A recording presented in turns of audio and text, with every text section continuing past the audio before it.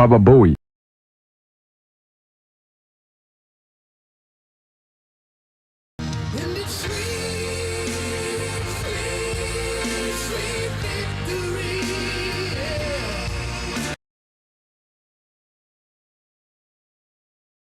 They ask you how you are, you just have to say that you're fine when you're not really fine, but you just can't get into it because they would never understand.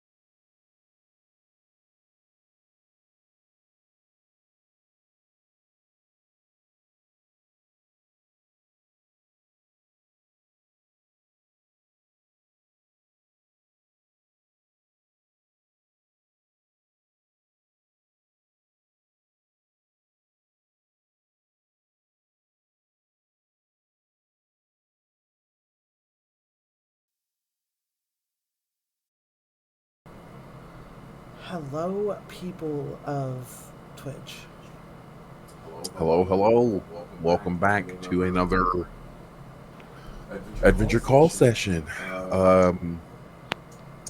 We have Loki playing his Lich Pathfinder, Griff. Yes, this is me. Hello. Dr. Taco is playing a Revenant Fury by the name of Zers. Yeah, hello. And Dune Wolf with his Aven Elf Vanguard, Burville. I'm also here.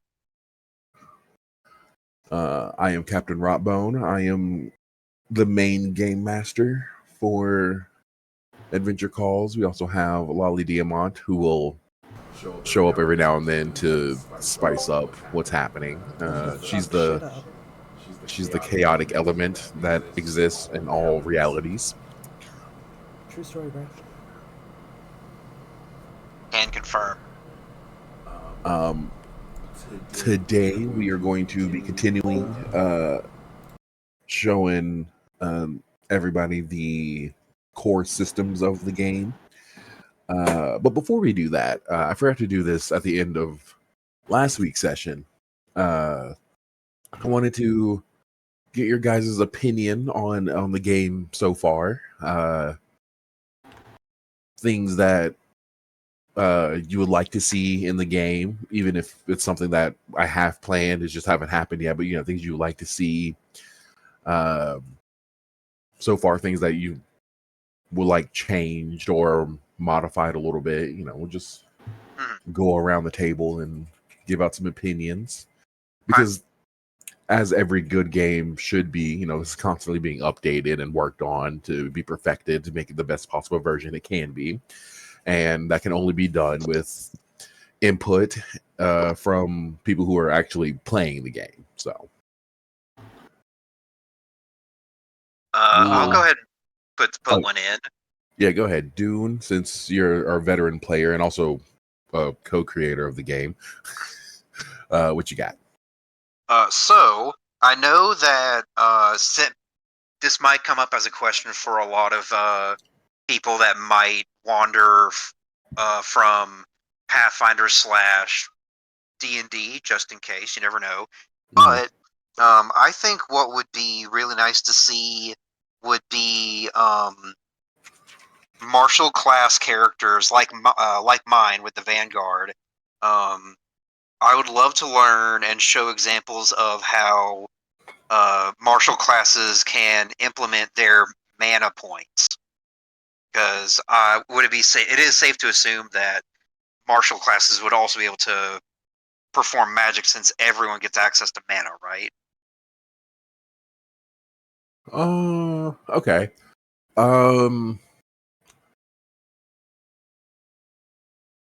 Yeah, I'm gonna have to give that some thought and Okay, get back to you on that one. Hey, yeah, Mm. no, this is still technically session 0, so it's good to get work these things out.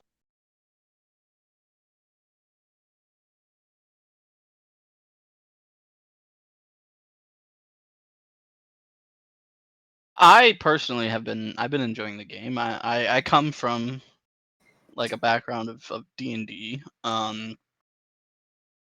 It feels similar but different in many different fun ways.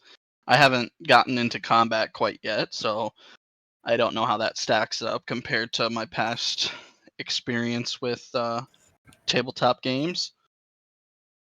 But I do look forward to it. I mean, you put in quite a bit of work here. And I'm excited to see where it goes. Okay. Combat is planned for today's session. Perfect. It's nothing as written. It's nothing, too exciting. But with Lolly being the chaos gremlin she is, who knows how it's going to adapt to be out of pocket. But Right, yeah, so I think, yeah. if that's the case, we should probably figure out how much damage a chicken pot pie does. Yes. That's wholly dependent on how hard it is thrown. Griff, what's your strength stat? It is. I had it pulled up. Where did it go? 11. All right, so it won't hurt too bad, but you'll definitely feel it,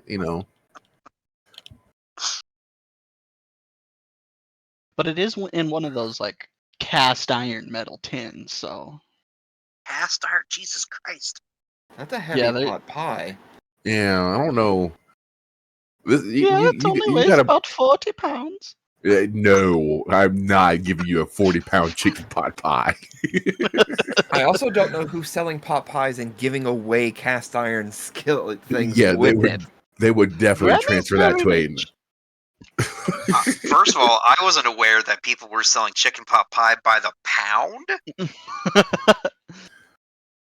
This is my kind of festival. I'm just saying. No, bring that back. Just have Griff covered the whole stream with the OBS source. Oh, I would appreciate if it wasn't. Damn it! What about you, Taco? I mean, pretty much my opinions are going to be pretty much akin to everybody else's. I mean, nothing I've really done thus far has really been too different from anything I'm already accustomed to. Probably the biggest difference is just the actual class itself. That definitely feels different. I would say most of the classes have at least some variation on the standard class, which gives it a little bit more of a unique feel. But I'm probably most interested, which is kind of unusual for me, but a lot of games I feel like it kind of comes down to like make or break when it comes to combat.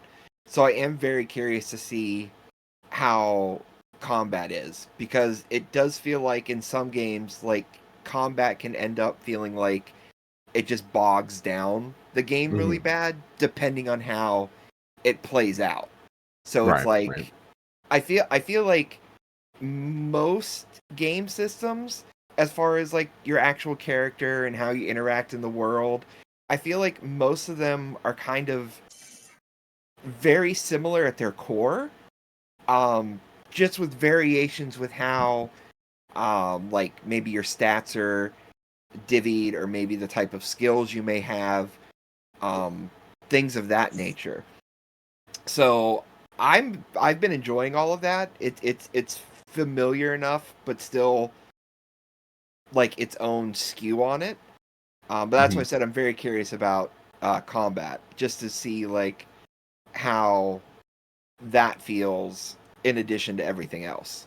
Gotcha. I will let you guys know that I do plan on doing combat different than how it's normally done, and like at least from my experience in D&D and what I've seen from other tabletop games like Pathfinder and whatnot. My combat is going to be a lot more natural feeling, a little bit more fluid in situations. Hopefully, I can give you an example when we actually get to the combat section of today's session. Right on.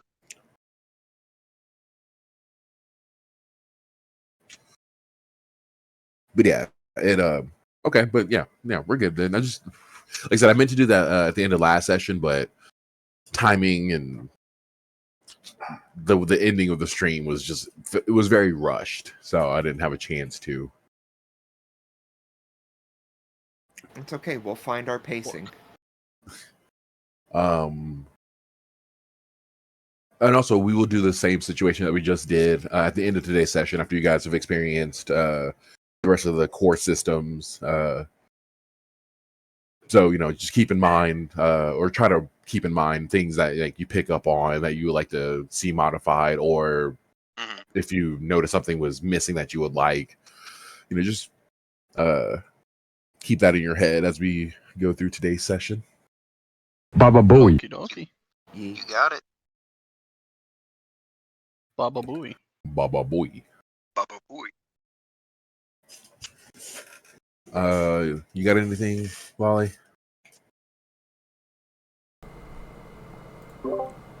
No. Okay. But I do know I need to set up keybinds again, because trying to unmute in 2 different screens was so much fun. Yeah, I can imagine. All right, so if you guys are ready, we will go ahead and jump right in. Yes, I crave violence.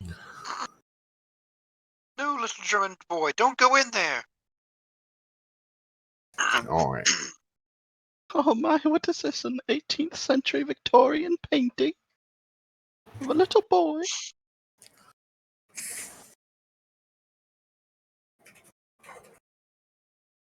Are you trying to find Griff's voice? Is that what happened? I'm working on it. I might give Burble a voice at some point. I would like to. Fair enough. I'll just confuse everybody. My character's just going to be me. There ain't nothing wrong with that. Yes, sir. Just give him a voice. Give him Dave's voice. No, absolutely No. not. Zerzer is not a Dave voice kind of character. Oh, you just perpetrated injustice. Yeah, no, it didn't feel right. Anyway, go ahead and take it away, GM. All right. So where we last left off, Burville was showing Zerzer and Griff around to the important NPCs that you guys are going to be dealing with while you're using this guild hall as your home base for the actual campaign that we're going to get into. You guys checked out the general supply store. I think that's all we got to. Yeah. With Jen and Eric, and Griff rizzed up Jen and made Eric mad. Yes, I have a date with her tonight. Oh, yeah, we went with her tonight. Okay, all right. Wow. Also, Zerzer bought some clay. Yep. And I think that's where we ended. Mm-hmm. All right, so we will start with you guys exiting the general goods store, which by the time the actual campaign will have a legitimate name. Excellent. And so there are 1, 2, Can 3. we keep Jen and Eric though? Oh yeah, no, those are 'Cause like I those love NPCs them. will actually stay. It's just I don't have. Yeah, the NPCs you guys are going to meet are going to stay. That's just I don't have names for their shops or anything. This Okay. is all canon. But yeah, there are 4 other major NPCs that I have written down. Let's see. I believe you said. See, there was the weaponsmith, armorsmith, and the something else. I think. There are 2 weaponsmiths, one for melee weapons and the other for firearms and ranged weapons. Gotcha. And then there's one for animal companions. Right. Or there's a animal companions vendor and the armorer. So. Okay. Let's see. Then I believe next I will take them to the bladesmith, and then after that the gunsmith. All right. So, as you make your way through the festival, fighting through throngs of people and being bombarded by the sights, sounds, and smells of a very well put together festival, Yes. you eventually make it up to another stall. There is quite a crowd around this stall. You can hear the banging of hammer on metal. You can, where you're standing on the edge of the crowd, you can feel the heat from the forge. But the crowd, they're cheering and clapping and whooping and hollering and generally having a good time. But over the sounds of the crowd, you can hear a male voice definitely having a good time. A lot of ha-ha banging of the, more banging of the hammer and whatcha banging of the hammer, and people are still going crazy. So good luck fighting your way through this crowd. What? Okay, so obviously I'm going to know their name. What is the name of this NPC? The name of the NPC. It is a Homan male by the name of Belade, the 47th Sword Lord. Oh. Belade. Yep. Okay, Belade, the 47th Sword Lord. Lord. That's his whole title. What a hell of a title. Yeah. Does he have pointy teeth by chance? No. Oh, I see what you were going for. Damn, that would have been funnier. Damn. I missed a reference. I thought Could that have was had the Wesley reference. Snipes. I also We thought coulda that was the had- reference. No, I this is just a generic looking white dude. Well, he has fancy facial hair, but it's a white guy. Okay. Is he a tax evader at least? So what? Said, is he a tax evader at least? Oof. Uh, We'll find out. Okay. So I'm going to politely but assertively kind of make my way through the crowd. Excuse me. Pardon me. Adventure Guild coming through. we're gonna do the first roll of the night. Give me a charisma roll to be polite but assertive. Okay. I get a +3 to this. All right. Okay, yeah. I will also Let's give fucking you. go. Oh, Go ahead. I was gonna give you advantage since you're not new to this town. You know, people will have recognized you. I mean, I'll still take the advantage. Yeah, take that edge. Okay. Okay. So with advantage or with the edge, that'll be 18. 18. All right, yeah. People move out of your way, no issues. Some people recognize you immediately. You also recognize them.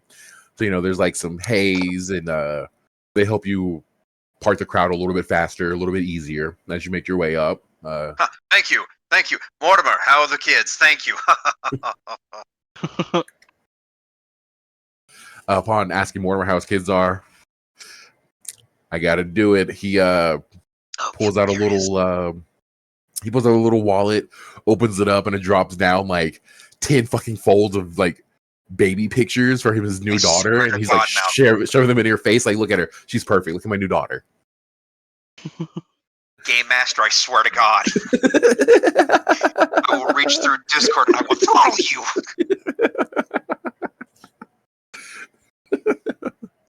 I fear I have missed a reference of some sort. You see Full Metal Alchemist? Not in a long time. It's a Major Hughes reference. Oh. And now I'm just sad. Now he's worried that I'm going to kill this NPC off. Or have him shot in a phone booth. I'm just going to resign myself to it. That way, anything else is just a pleasant surprise. A stray bullet from the weaponsmith comes and plows him through the forehead. The question is, anyway, is it raining? It's always raining. It's a bad day for rain. Please stop. I'm trying to have a good time.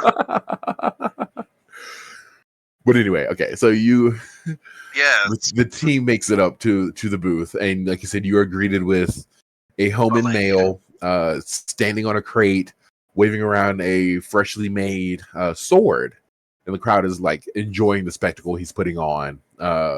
He's doing flips and tricks, spinning the sword, just doing all the show-offy things you do with the sword, and it is very impressive. Like what you're witnessing is actually very impressive. Belade, once you have a oh god, oh Sparks, oh god. Okay, Belade, once you're done with your show, I'd like to introduce you to the new recruits. Those sparks that are flying towards you, you can tell are coming from a messy female in the back who, just from looking from Belay to her, you can tell that she does all the hard work and Belay gets all the credit. Oh, I see. Burville, you would know that the messy female in the back, her name is Arsena. Arsena? Yep. Okay. Let's see. Her name is Arsena L. Okay, spell that for me, please. Arsena.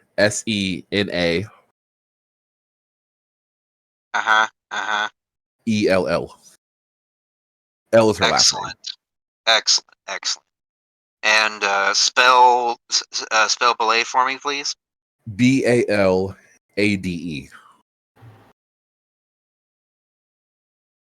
Fantastic. Thank you so much.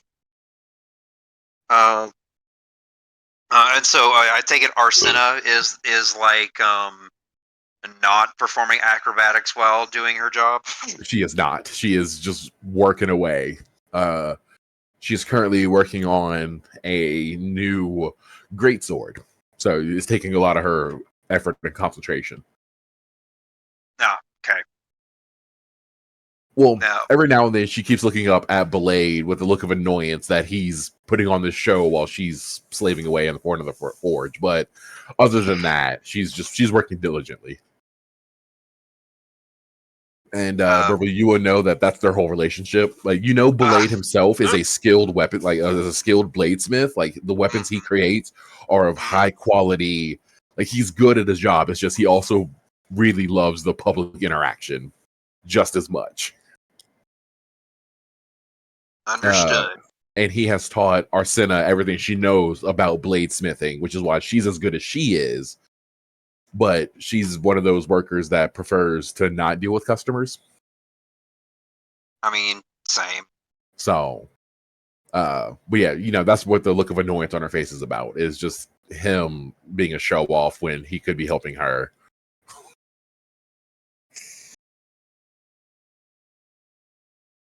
But there's your exposition. Continue with your roleplay. All right, new recruits. These are our local bladesmiths. Blade, the head blacksmith, and Arsena, his apprentice. Please be wary and don't interrupt their work until they are ready. Also, for future reference, with Blade, you have to give him his whole title. You have to include the 47th Sword Lord. Oh, okay. Then retroactively fit the title in there, in what I just said. And that is required when you address Blade, 47th Lord of the Sword. Okay. For a bit of an exposition dump, no, everybody would be aware of this. The Sword Lords are a very prominent guild throughout the world. They are masters of bladesmithing and of using the sword themselves, and the fact that Blade is number 47 in this guild is big. However, they ain't got anything on the sword skins. The Swordspians are the elven rival guild of the Sword Lords. They are equal in skill and standing, but Are they lesbian elves? They're both. not all of them. The Swordspians Swordspians is more of like sword thespians. They are more theater kids with swords. Ah, okay. And the Sword Lords are more like jocks with swords. And the Swordspians are the best and will always be the best. Lala only says that because she created the Swordspians. She made that canon, and I made the Sword Lords canon, so obviously I prefer the Sword Lords. I like the Sword Lords. Sorry, Lolly. All right, time them out. Hey, but yeah, I just got here. Yeah, you guys will know. Well, Zerzer and Griff. Well, no, Zerzer, you know of the Sword Lords, but you don't know how prominent they are of a guild. You just know that they are a big guild and are important to society.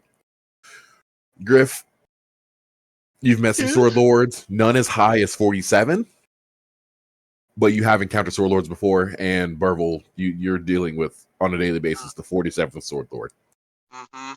So he's kind of a big deal on a global scale. I'm gonna sidetrack for a second. I'm currently timed out for -1 seconds. That's respectable. Yep.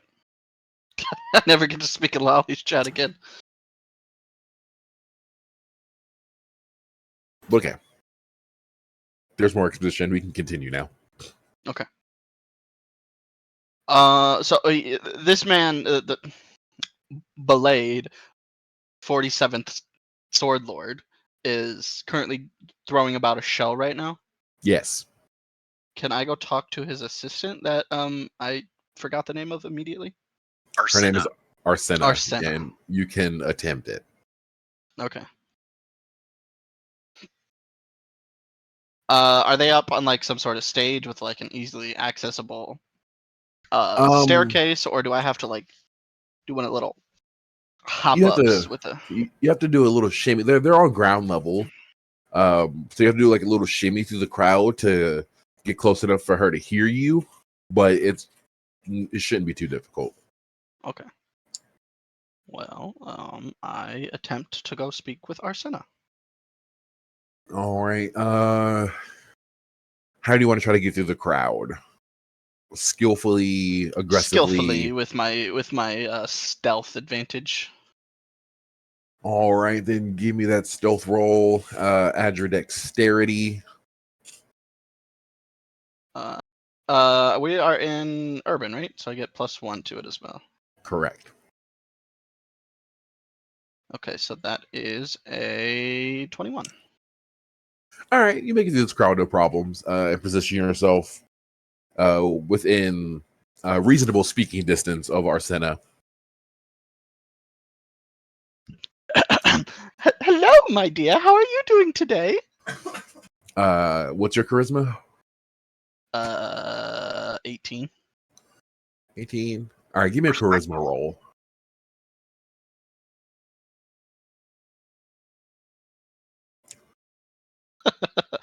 That is a 9. Or no, 10 in total. Is charisma for the +1 exploit? Or is that something else? Charisma exploit would be a charisma. Okay, so 10. She looks up at you upon hearing you speak to her, but then immediately goes back to working on the greatsword. Okay. I take out my daggers and say, I excuse me. I apologize for interrupting you in your work. I was just wondering if I could get these sharpened. It is clear that you are the master smith here, and big fellow over there is just for show. Okay, so evidently I'm taking over this NPC. So you say that she doesn't even look up from her work, and she just continues what she's doing. Flattery will get you nowhere. Also, upon you saying that, Blade, who was momentarily caught up in idle chit chat with Burville and I said it Zerzer, very quietly.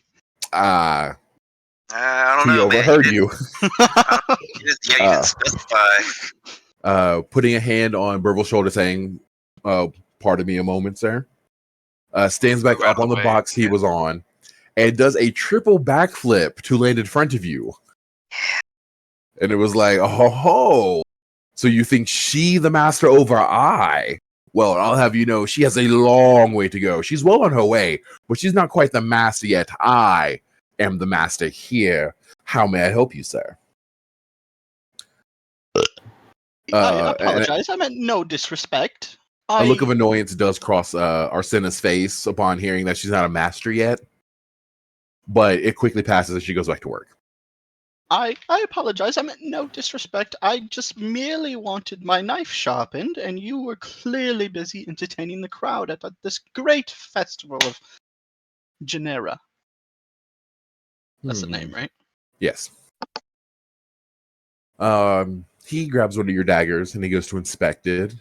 He's muttering to himself, you know, things you would hear a bladesmith mutter to themselves when inspecting a weapon, you know, talking about the length, the thickness of the blade, the handle, all the Full 10. technical Good, isn't it? jargon that I have no. You see those handles? I made them myself out of my bones. Yes, I can tell this is personal handiwork. You know, Yes. he's bouncing on his finger, he's tossing it in the air and catching it. He does a scratch test on the stall, he does a stab test on the stall. For being handmade, these are actually quite well done. I'm actually quite impressed. Yes, we can sharpen these, no problem. Appreciated, my good man. And how much might that cost a fellow of my statute? The crowd seems to have like gotten closer to you and somehow moved Burville and Zerzer closer to you as well, to where they're now standing next to you, and the crowd is surrounding you, leaning in real close to see his response. Blade, the 47th Sword Lord, looks around at the crowd, and a big smile creeps upon his face, and he goes, "Charge you during a festival? I would never, not in front of all these good people." And the crowd erupts in laughter and cheer for his generosity. And Arsena, again, look at a flash of annoyance. She is starting to wonder how the hell they are making a profit at all. If you don't charge me, how must you stay in business, sir? Oh, trust me. With mine and Arsena skills, business is not an issue. Okay. So he takes both your daggers and he goes to his sharpening wheel and again starts to put on a show on sharpening them. I don't know if you guys have seen the Sweeney Todd theatrical release. Yes. With Sacha Baron Cohen playing Pirelli. You know how he was show-offy when getting his razors prepped? Yes. Yeah, you're being treated to that level of showmanship. Is there a jar around somewhere? Is there a jar around? Yes. I would like to slip 50 notes into it. 50 notes into the jar. Okay.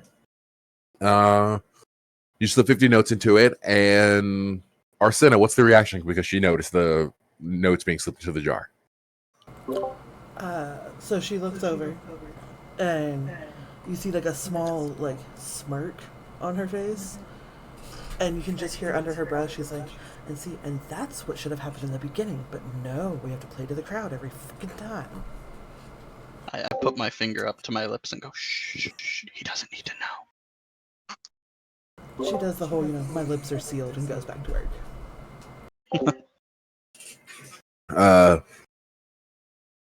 So after the show he puts on about sharpening blades, he actually does sharpen them. It's not just show.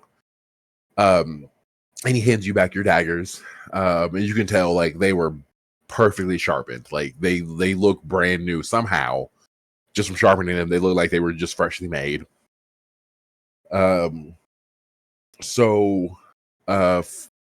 they're freshly sharpened, you will get a +1 to your damage for your first attack with those daggers.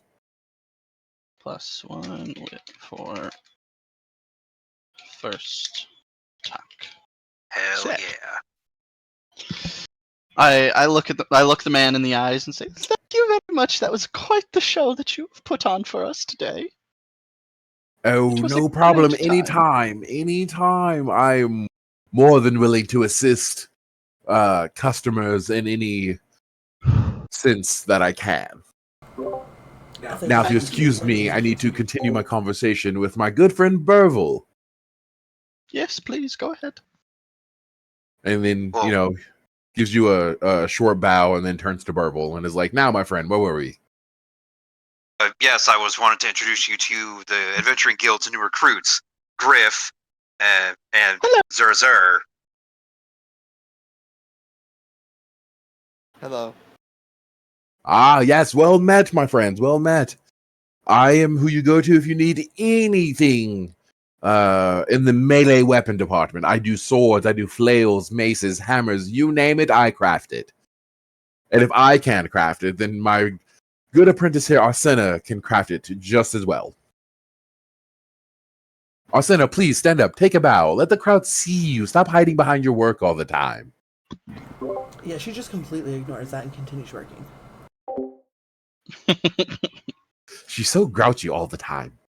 Oh, just let the poor girl do her work. She works hard enough as it is. Don't subject her to an uncomfortable situation.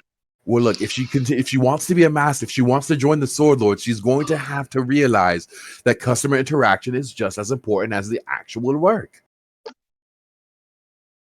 You want to be a Sword Lord, don't you, Arsena? I'd rather be a swordsman, but Oh, I don't want to hear that bullshit. You don't want to join the Swordspeans? They're all They're all fluff. There's no oomph to the swordspeans. A sword lords, on the other hand, this is where the real meat is. Meatheads, you might say. Oh, hush, get back to your work. Well, guild members, it is lovely to meet you again. I am Belade, the 47th Sword Lord, at your service. Real quick, Burville, how's that flail handling you? I know you were having issues with balancing last time we spoke. Has that been rectified? Well, not so much a balancing issue as it was, there seems to be some damage along the chain of the flail, and he's... Oh, wait, he didn't have the flail on him. Whoops. Oh, well. Once the crowd has died down, or perhaps tomorrow, I'll bring by for you to take a look at it. Oh, of course. You know I am always willing to help the guild. And you, of course, my good friend. Well, if you will excuse me, as you can see, there is still a crowd that needs to be entertained and wowed. So let me get back to what I do best, and I hope you three enjoy the festival. Of course, Belade, 47th Sword Lord. Wait, okay. Quick reminder, is it Sword Lord or Lord of the Sword? Either one works. Okay.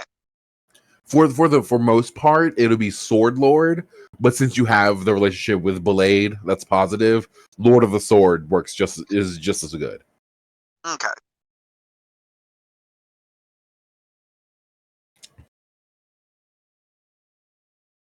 Oh, as you guys begin to walk away and make your way through the crowd, Belade does stop you one more time and is like, "Oh, Burville, if you see my wife, tell her I'll be late for dinner."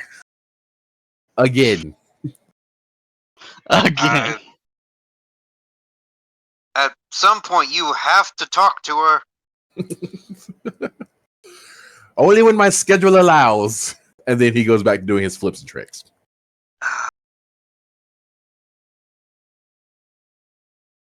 That is not a healthy work-life balance, but I am not he.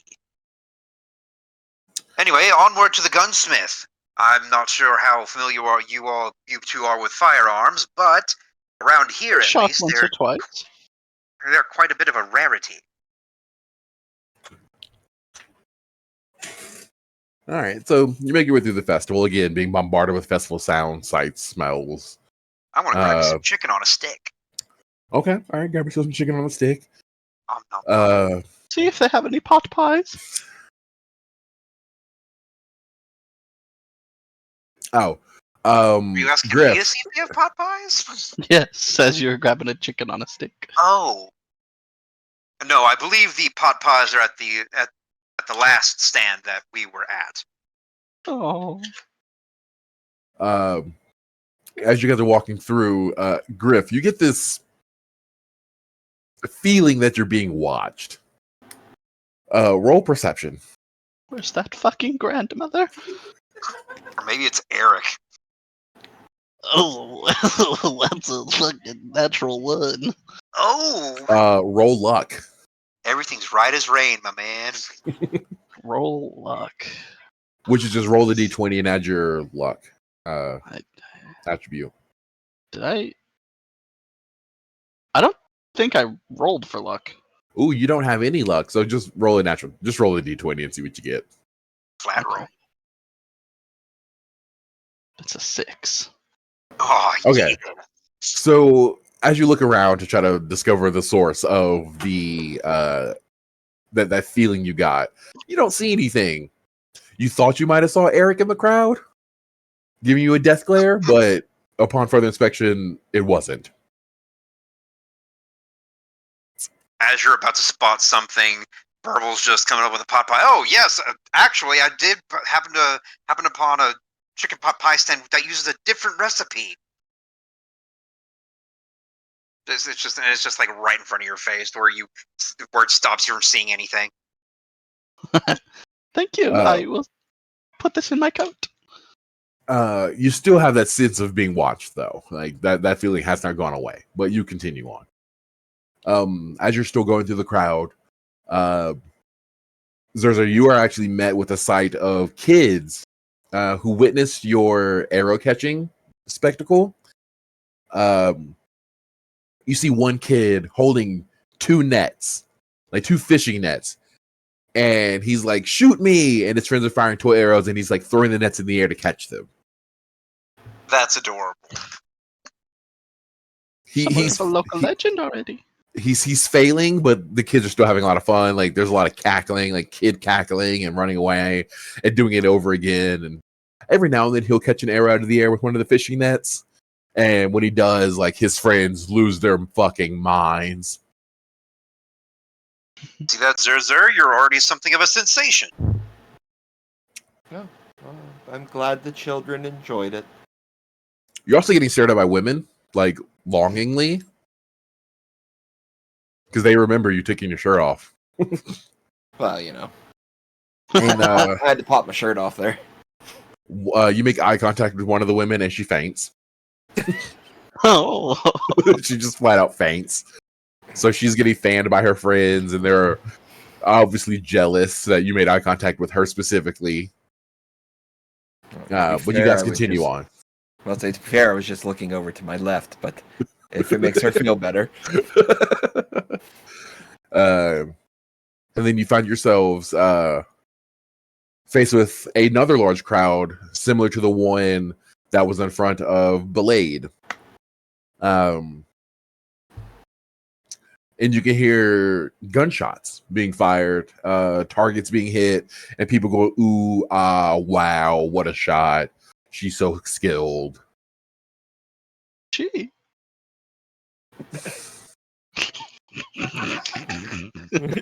Oh, Jesus. So we got a man looking to put notches in his belt. So Yeah. Oh boy.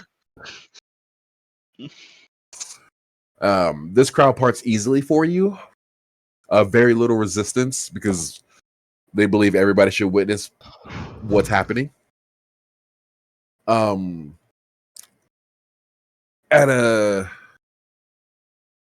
you get to the front of the crowd, you are met with a pale phase elf female.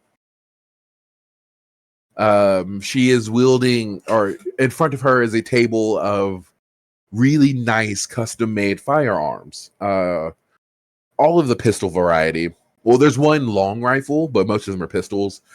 And she is picking one up, doing some gun tricks like gun spins with it.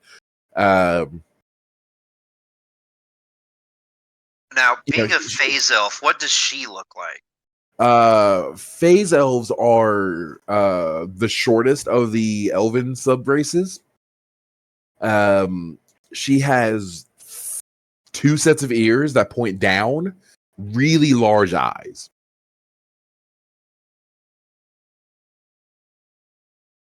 That's basically phase elves, yeah. Okay. Her specifically, she also has her hair up in like a messy bun on the top, with strands falling down. Her attire is very pirate coded. Without the weathering effects that most pirate attire would have from actual pirates or seafaring people. But she definitely gives off like captain of the ship vibes. All right, and her name? I would like to introduce you to. Her name is Galak. I knew it. Yeah. I just knew. And you was also either gonna be Galak or Barata. yeah. This is Galak, and she is the wife of Blade. Oh. Oh, it all makes sense now. Is she the 47th gunsmith of the Western Plains? No. Burville would already know this. During her adventuring days, she was so skilled with a firearm that she was nicknamed the Bullet Witch. It made it seem she could pull off shots that made it seem like they were assisted by magic when it's just her pure skill alone. You see that, See that woman over there, gentlemen? That there is Galak, known as the Bullet Witch.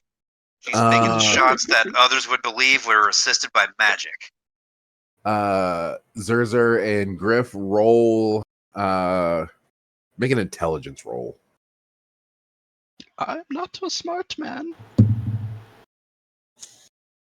Oh, that's a 1. Oh, Let's go. That's a 1821. I I am a smart man, apparently. Okay, so in a Zerzer had a moment to where his mind completely blanked and he momentarily forgot everything that he ever knew ever. That's about right. But it soon passes. Griff, upon hearing the name the Bullet Witch, you do remember that you have heard stories of her skill with a firearm. You also know that the stories that you've heard have been over exaggerated, but there is truth in tales of the sort. Recall a story of her shooting a playing card from a mile away through a sheep's ass. Through a sheep's ass? I Yes, heard the that it was an story was ox. told. Ah. I held a gun once.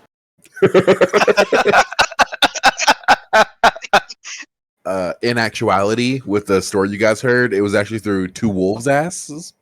Oh, of course. And it was only a 3/4 of a mile. It wasn't a full mile. Okay.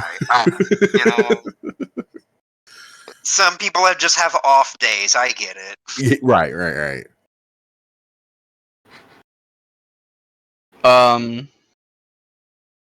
I would like to mayhaps pick up a 6-shooter if I could. Because I don't need to be like a certain class to wield a revolver or a gun or anything, right? No, you just, because of the class you chose, you won't get all the fancy. Well, no, you have. You won't get any bonuses with it since you have aim and not marksmanship, but you can still use That's it. fine. I would like, yes, instead of a fucking barbaric bow and arrow, I would like a 6-shooter. Upon hearing, did you say that out loud? Yes. Upon hearing you say that, Galag actually pauses the show she's putting on with the current pistol she has. She sets it down and she fixes you with this intense look. It's very close to almost hatred, but like I said, it's full of intensity. It's full of emotion, and she slowly points above and behind her to a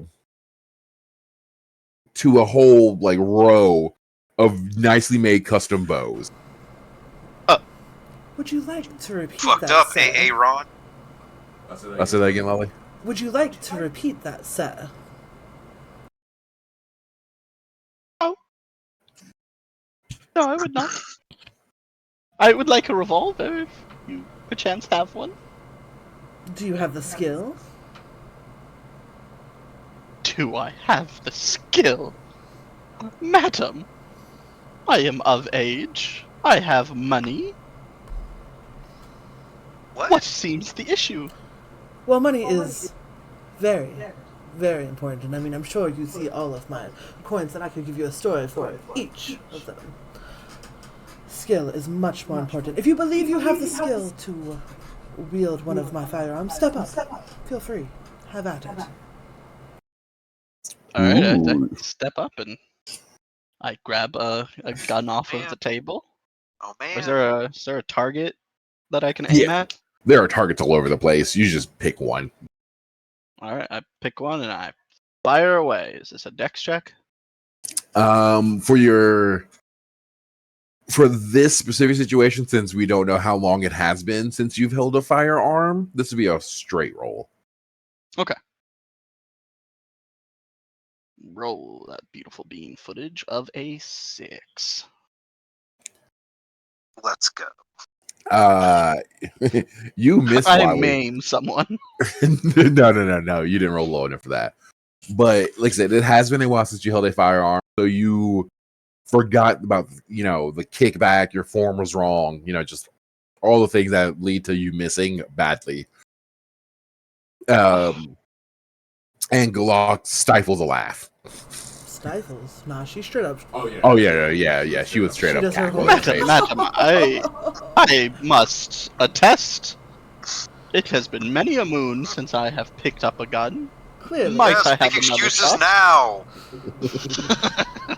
Would you perhaps, Might I have another shot? Perhaps you would like to use the children's target this time? Well, yes. Yes, I would. She wheels out a target that's literally like the size of like a whole like ox, and puts it right in your face. Though she does that, there is Burville. You notice there is a look on her face of respect because he's willing to admit that he was wrong, that it is easier target. Like she admires his ability to admit he was wrong. So like, there's a little bit of you see a little bit of respect in her face. After she wheels it out, she walks up to him and looks at her. May I? Asking if she could help him with his stance. Please. I would appreciate it. So she proceeds to fix his stance and show him exactly how he should be aiming and reminds him of the kickback this time. Yes, that was something I forgot. I forgot about the whole recoil aspect. You want me to roll again? Yeah. This time, roll with you get an edge on this one since you were assistant. Okay. So roll twice, take the higher. Oh, I rolled a 15 and a natural 20. Ooh. All right, so we're gonna take that 20. Even though this is a much larger target than all the other targets, as an ox, it is a perfect shot. If this were a real ox, you would have one shot killed this thing. I knew it. I just needed another shot. I needed a lesson from the great Glock. Impressive, I must say. Thank you. Now the question begins, do you actually want a firearm? Yes, would. Okay, now then, how much do you have? Well, enough, I think. You How much for the one I am holding? That one is... Where did you pick that one up from? Just like the center of the table. Oh, the table she was like using her show with. Sure. All right, have fun with that one, Ollie. Are you per se a monarch or nobility? I could be. I have forgotten much of my past. Do you have the money of a monarch? I have a chicken pot pie. 2 of them, actually. And I have 750 notes. She carefully grabs it back from you and says, not this one. Not this one. Oh, but I liked that one. Okay, what have ye? Wait here. And she disappears, into her stall.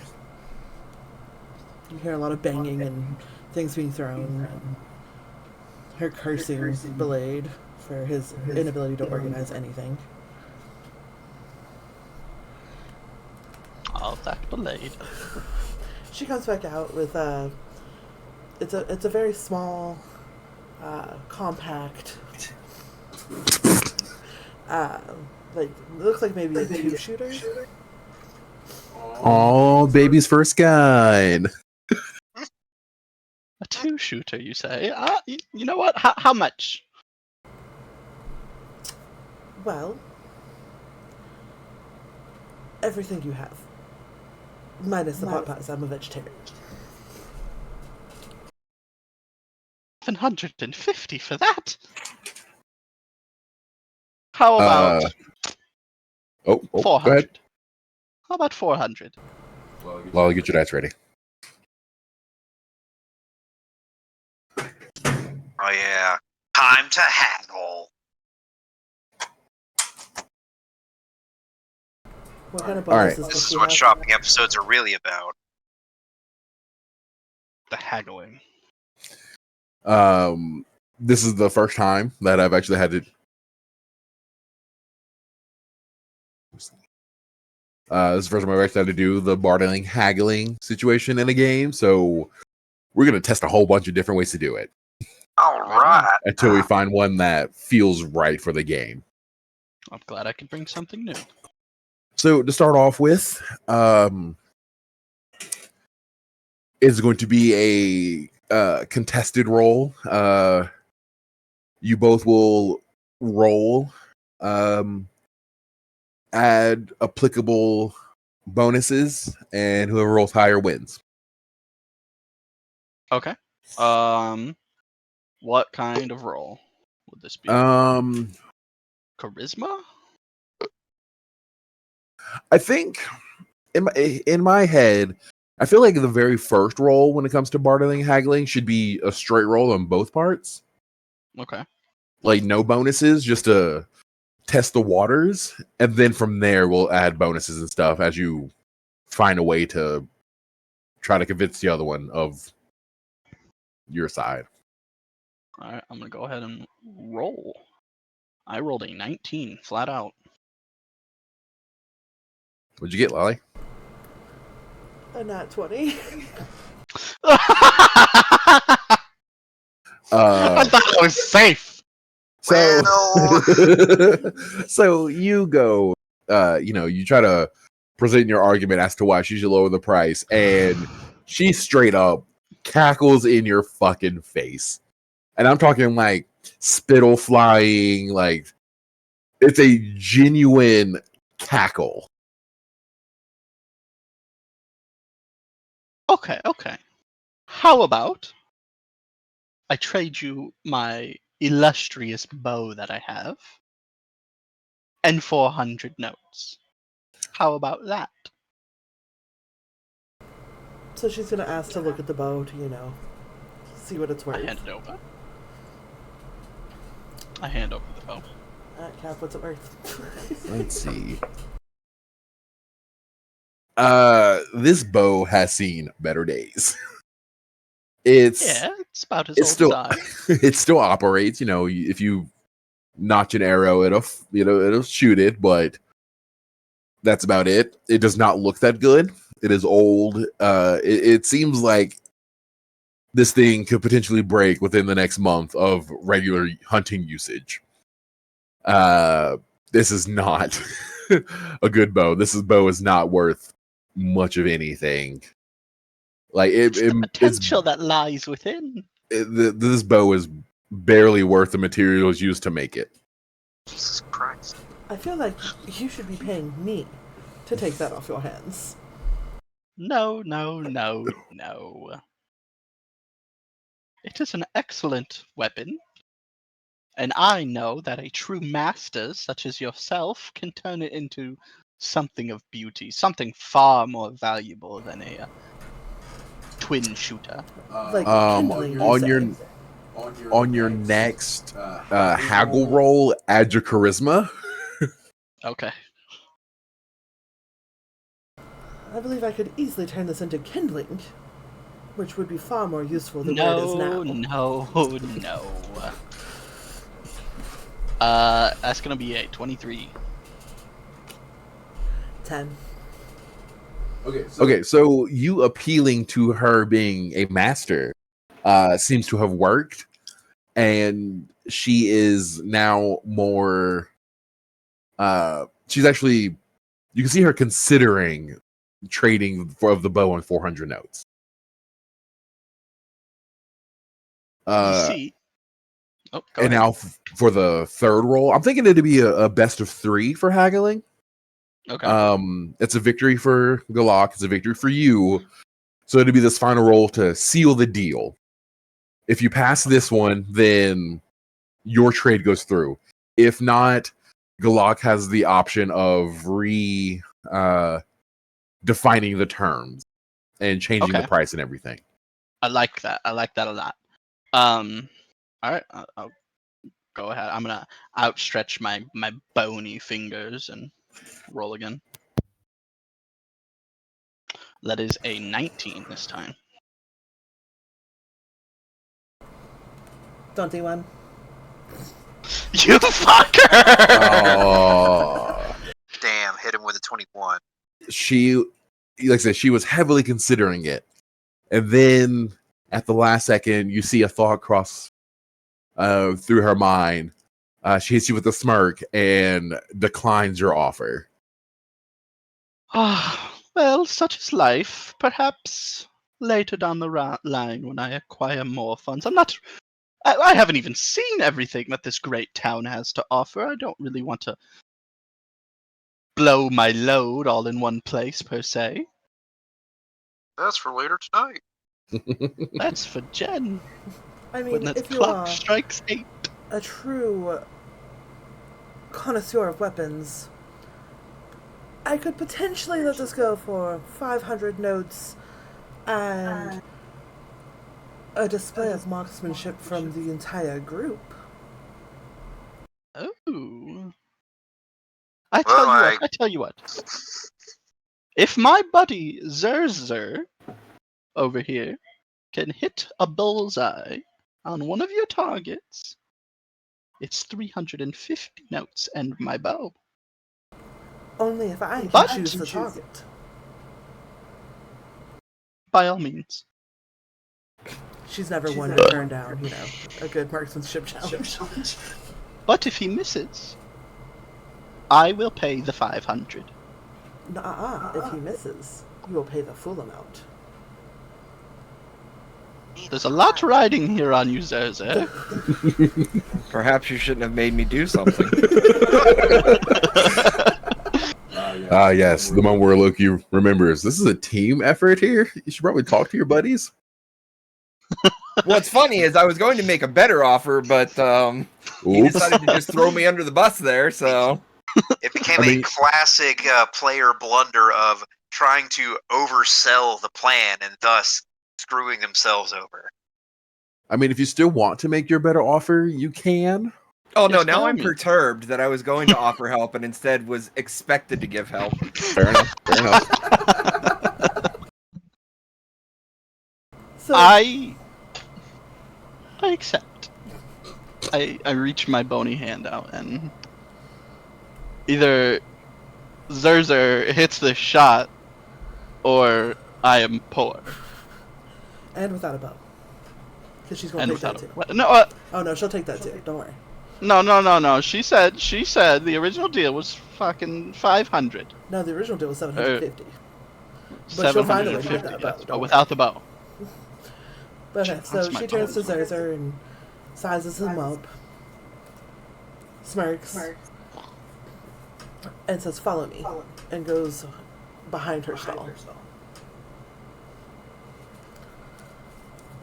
I know what happens behind the stall. He's gonna get that Glock 9000 over here.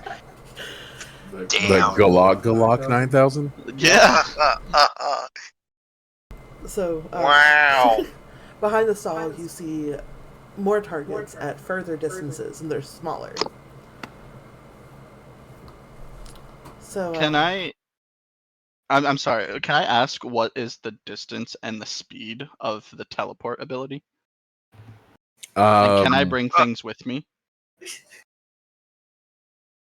Give me one. You can bring some objects with you, things that you can hold. The speed is instantaneous, and the range is within line of sight to within reason. So say as Zerzer takes his shot, I blink out to his target, bring it directly in front of the barrel, and then blink out back to where the target was. I can do that in an instant. I mean, It I'm just will- saying, technically speaking, that is still within the confines of the original deal. True. If he does that, I won't be for it. Yeah, that was you wouldn't even that was know. Gideon talking, not Burble. Well, it would be like blinking is instant. Moving the target won't be instant, and then blinking out would be instant. Okay. We will not go with that plan then. Either I am broke, or I have a new gun and money. My fate is up to Zerzers. So, Glock Alright, looks at what are we Zerzer. doing? Because your friend has so generously accepted this challenge on your behalf, you can choose any target in this range. I choose the furthest and smallest. Either Zerzer's about to be a badass, or Griff is broke.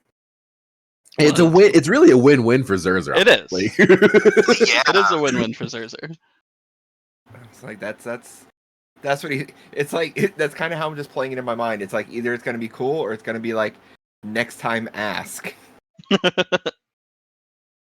All right. Next time I will ask. So I'm going to wherever one she aims me towards. I'm going to walk over and hold like, you know how like if you put your finger like under your thumb and you like flick your finger. Yeah. I'm going to be doing that basically with like a sewing needle size projectile and flicking it towards the target. Okay. Nice. Yeah. Okay. Give me an attack roll. Obviously, add your marksman regional bonus and your aim. All right, so we get 3.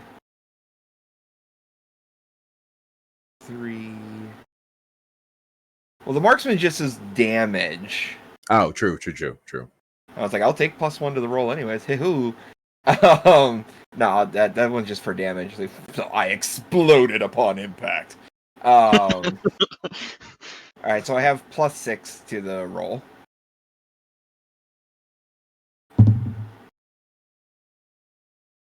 That sure is a 9. A 9 total. Yeah. Oh, it would have been a 15 otherwise, but that definitely is a 9. That's great. Okay. Well, you grazed the target. Definitely not a bullseye.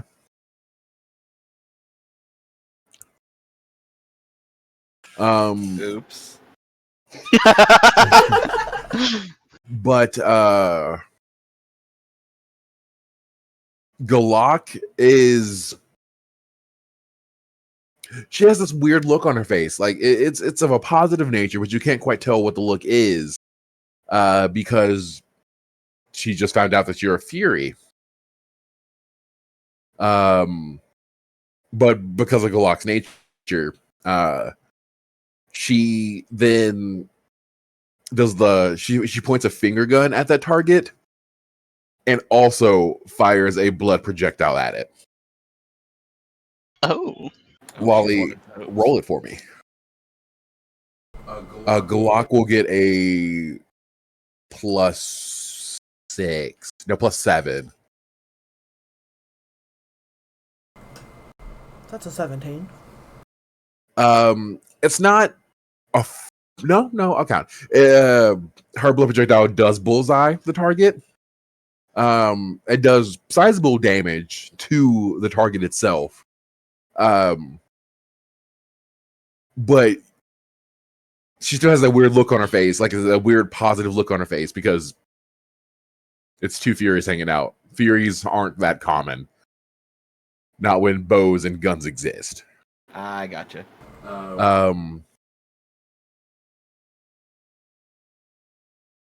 Give me 1 second.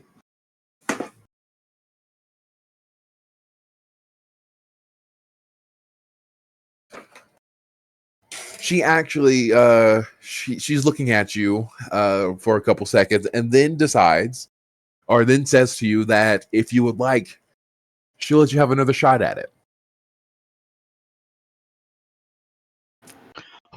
Sure. I'll take another opportunity. I'm assuming that original target is now kind of a little dissipated to take an aim at. Yeah, but there's one close by, same distance, same size. All right. Yep, let's go for it.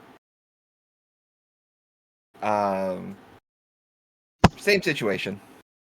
Okay. No! Oh, that sure is just an 8 now. Actually Man. rolled worse. Yeah, Man, and so grief sure is poor. Yeah, so- I sure don't got any money. yeah, your shot is even worse. You barely graze the target. And that weird positive look on Galak's face turns to disappointment. And she You heavy gotta sighs. put those dice in jail. And she heavy sighs and then takes you back to the front where everybody is waiting and with bated breath in anticipation on the results. So she turns to Zerzer first and says to him, I would be interested after you have warmed up, per se, to put our skills against each other, but I see that maybe today is just not your day. Usually works. And I swear this never happens. And then turns to Gareth with like a smirk. And you, good sir, I believe you owe me quite a bit of money.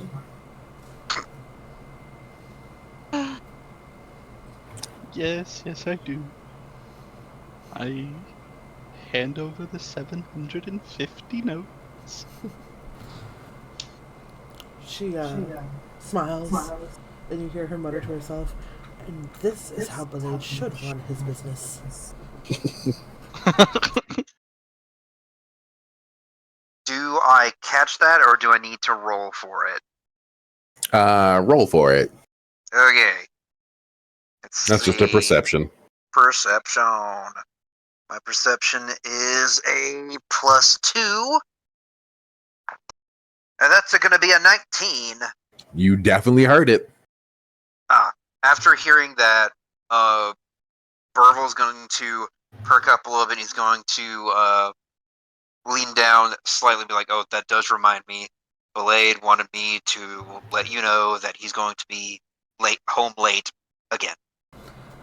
Typical Blade, but I guess this time it works out, as I was going to say the same thing and have you relay the message. So maybe we'll both technically be on time, for once. For once. I told him that he simply needs that he'll have to talk to you at some point, but he just continued on with the crowd. Oh dear God, no.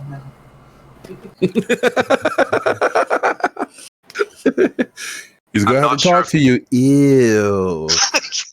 Healthy conversation between two consenting adults? Gross. Icky. How do you think the relationship has lasted as long as it has? Oof, that doesn't sound healthy at all. Oh no, they have the most loving relationship out there. It's just they're both too cocky for their own good yes. and too into competition.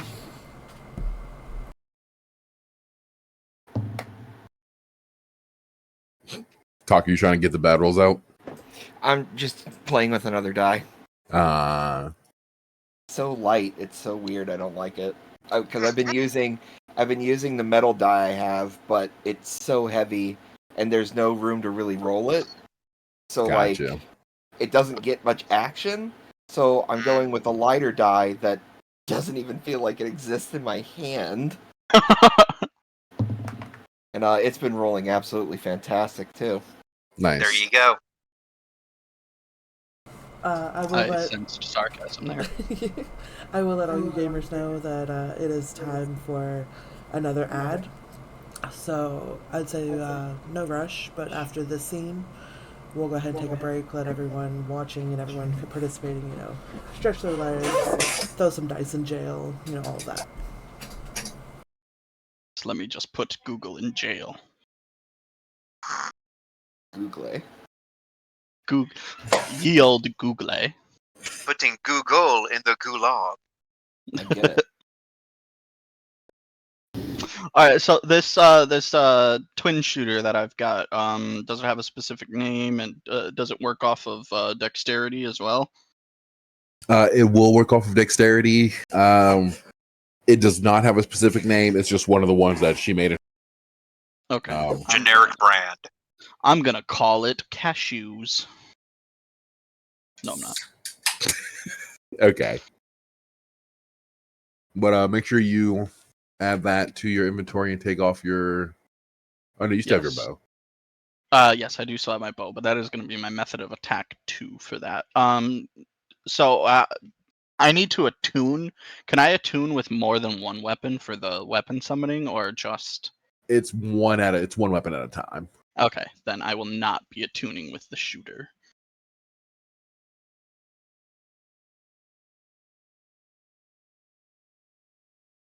Okay. Since we have to do the ad, let's go ahead and end the scene here. Run that ad because I have to use the bathroom really bad. I've also Yeah. got. Go All right, everybody, go stretch your waters, drink your legs. And yeah, we will be back. It's a 3-minute ad. We're going to take the break during it, but it will be a little bit longer of a break. There are a couple questions for the players, but we will be back fairly shortly.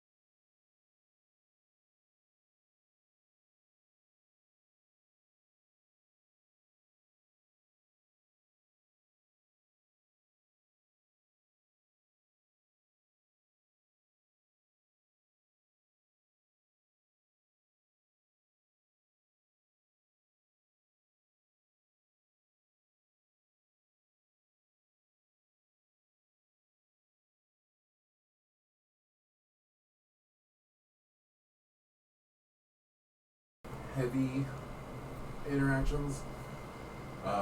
So if you wouldn't mind just like trying to back off a little bit, give everybody else a little bit of chance to role play some more. That's all. Like that's really it. That's all the complaint I have so far.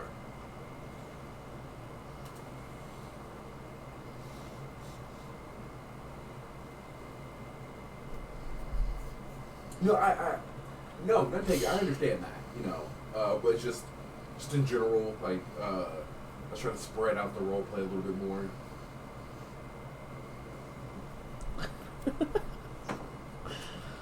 Yeah, we can go back to it now.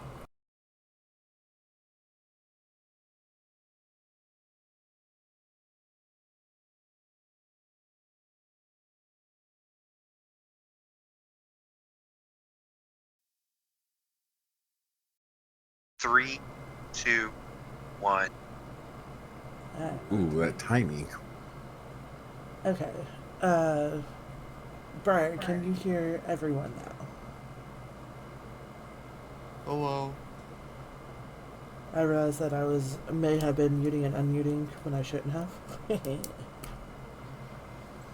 cool. How could you hear me? I haven't even spoken. That's why I was just like, can you hear everyone? And then nobody said anything. I was like, I'm going to go ahead and say something. But okay, so we are back. Blue Skidoo, you can too. I apologize for how long that took, but we did have a couple questions for the players.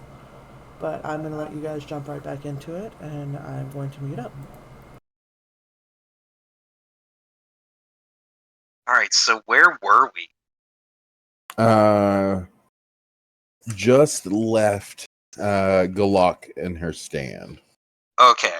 So then what was left? All that was left was the animal companion, right? And the armorer. And the armor. Okay. We'll go to the armorer and then save the animal companions for last.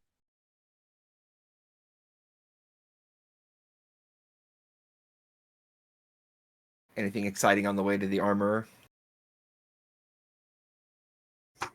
Did we lose them? No, Oh, okay. I was reading my notes and then I was getting.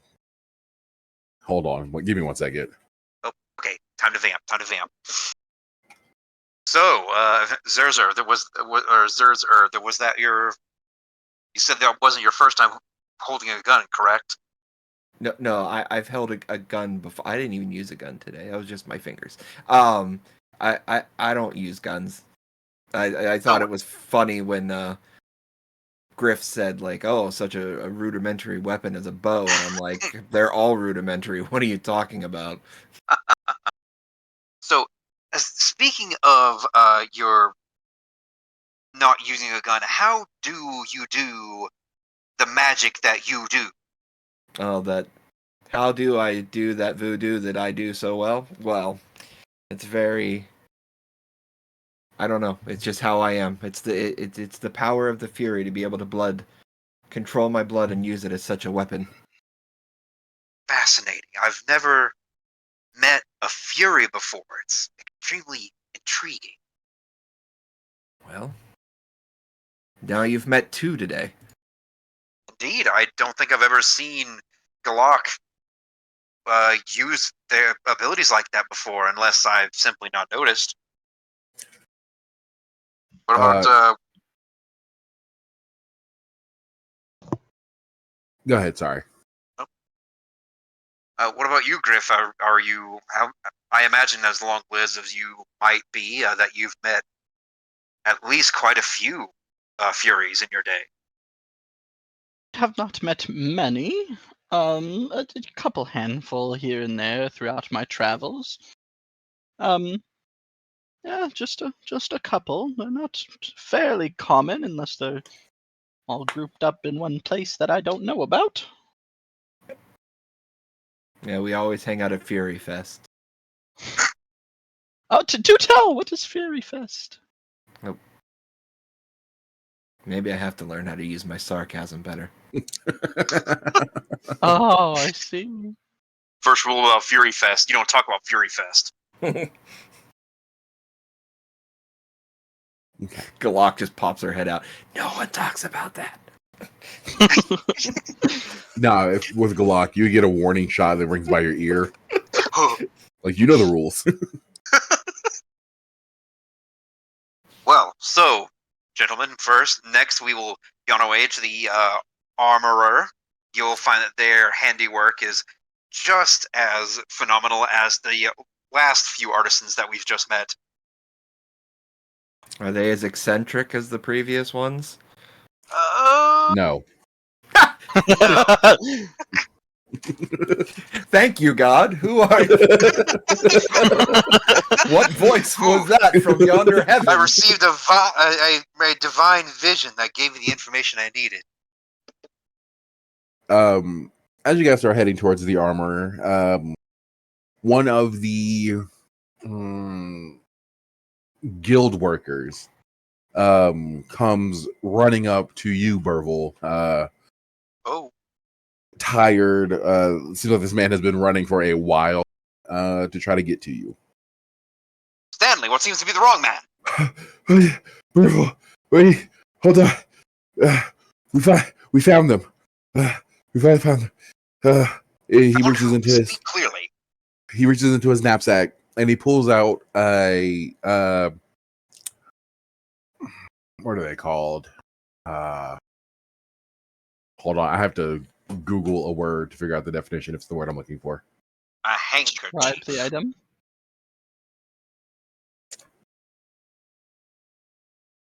He pulls out a guild missive. Oh. You will commonly see these posted on like the guild notice board for quests or whatever. But he hands it to you as he tries to catch his breath. Okay, I'll take it and I'll open the missive. The missive is saying that the local bandit group that has been causing issues the past couple months, their headquarters have been located, and it is a we'll call it a class 1 threat, which means that it needs to be handled immediately. I see. Gentlemen, we have our first job.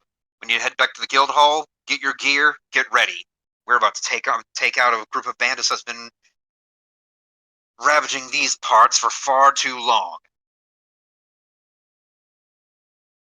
Depart. And Bertle's going to, without another word, head right back off to the guild hall. I guess Where are we going? We just hoof right back with them, I reckon. If I want to get left behind. We're going. We're trucking. It's time to put it on, boys. All right, so we will skip ahead a little bit. You guys make it back to the guild hall, get geared up, follow the directions on the missive to the location of the bandits' hideout. And in classic fashion, you have to walk through a wooded area and you come upon the mouth of the cave. Standing in front of this cave are your generic-looking bandit bad guys.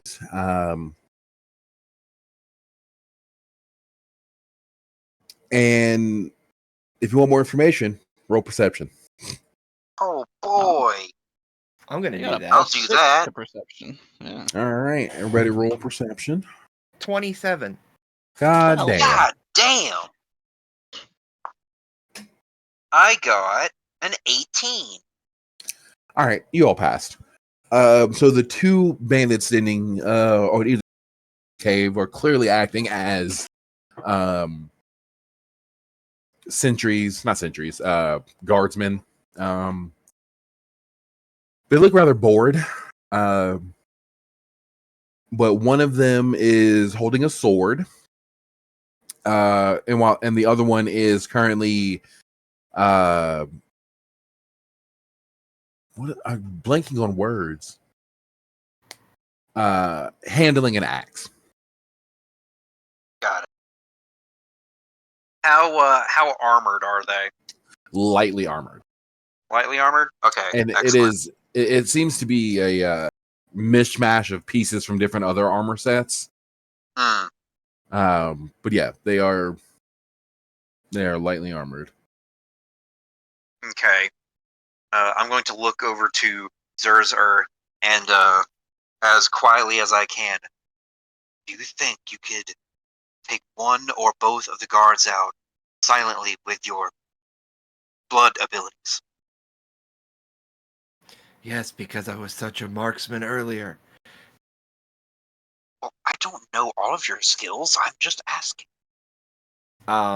What I just want to do like a general perception roll for like where we are, like what like our environ is.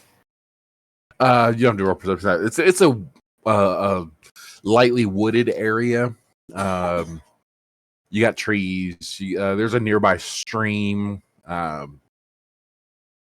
There's a between the tree line where you guys are and the mouth of the cave is 35 feet of open rocky space. Did you say it's a full? Are there any good like climbing full foliage trees in my Yeah. general vicinity? Yeah, there'll be a couple near you. Loki, for your terrain bonus, at the tree line. Hold on, hold on. Where am I at? What the fuck am I looking for? Hold on. No, it's not there.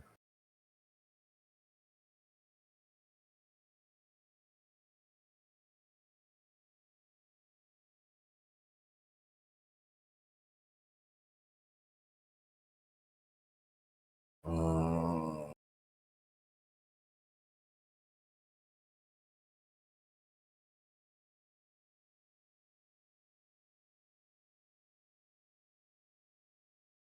where? Oh.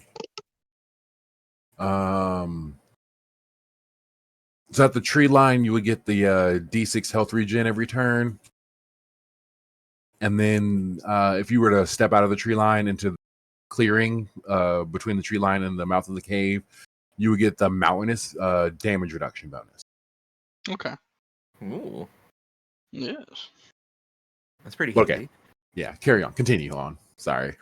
All right. I'm gonna go ahead and use my acrobatics Okay. to scale into a tree, and try and pick a location that is rather nicely covered, but gives me access to seeing them to like take a shot. All right. Go ahead and roll that acrobatics. Acrobatics says, I believe that's a 14. Yes, it is. All right. So you're able to scale the tree. No issues. You are a little winded by the position, the position you were looking for. And surprisingly, you were able to do that without the guards taking notice. Huzzah. All right. Well, then and we passed the perception check. There was just the two guards. Yeah, you just see the two guards. Okay. Then I am gonna go ahead and try and do my absolute best for this shot to get the absolute best freaking roll I can on this. Using my aim, and I'm going to blood shape kunais, because that's So you're trying to go sculpting and kunai proficiency. I don't necessarily have to be like sculpting if you don't want to, but I mean, if you want to do that as well, I mean, it's up to you. Actually, it's really up to you. With how you worded it, I would give you aim, sculpting, and kunai. Okay, then I'll take all three of those. Okay, that's a +5, right? Yeah, +5 from that, and then my dex makes it a +8 for the roll. Do not add your dex to this one. Do not add the dex. Okay, so +5 then. Yeah, because you get a +5 from your skills alone. Adding your attributes would be too much. Okay, gotcha. All right, so I'll be doing that +5. Just aiming at them generic, nothing like Right. yeah. 21. God damn, that attack will definitely hit. And because you are catching them unawares, I will give you a bonus to the damage for a surprise attack. Which I will let you guys know. There are surprise attacks and there are sneak attacks. Surprise attacks only apply if combat hasn't officially started, and will give you a bonus to your damage. Sneak attacks will apply when combat has officially started, and that's a bonus to your attack. Noted. Which brings me to my next question, because I'm just scrolling through everything. What do I roll for damage? What size bloodstone? Let me go back. I believe I have to go over here.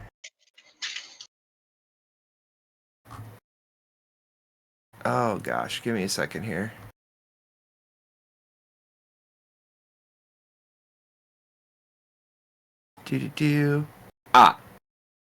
It's just level 1. It's just the one I've been carrying around with me. So D8. Okay, so yeah. Where's my D8? Dune, I have a co-creator question for you. Yes. What in your opinion, you think would be a good bonus damage to add for a surprise attack? Oh. That is a good question, Mega Man. Do you want it to be? Should it be a flat damage bonus, or should it be a dice roll damage bonus? I say make it a dice roll. Why not? I was Make a to dice say, if roll. you want my opinion, I'd Yeah. do a D4 dice roll. Yeah. I was doing a D4. Let's say And that sounds reasonable. We'll also do a D4 for the sneak attack bonus attack. What do my daggers do? Daggers are small. They'll do a D6. And I believe my flail does a D8, right? Your flail will do a D8. Yes. All right, so I roll 2 different damages for the guys. Yes. Okay, so we'll say one was sword guard, and one was axe guard. Yeah. Okay, so sword guard. That's a 7. So 8 with my marksman. And then you said the sneak attack. Surprise D4? attack. Surprise attack. Yeah. 3. So that's 11 damage to the first guy. Damn. Okay, so you hit that guy, and you hit that guy fucking hard. Square in the chest. It you can tell it immediately rips his armor apart. Knocks this man back into the wall behind him. Oof. Alright, so the other gentleman, he takes 4, 5, 8. Hold on 1 second. I need to update notes real quick.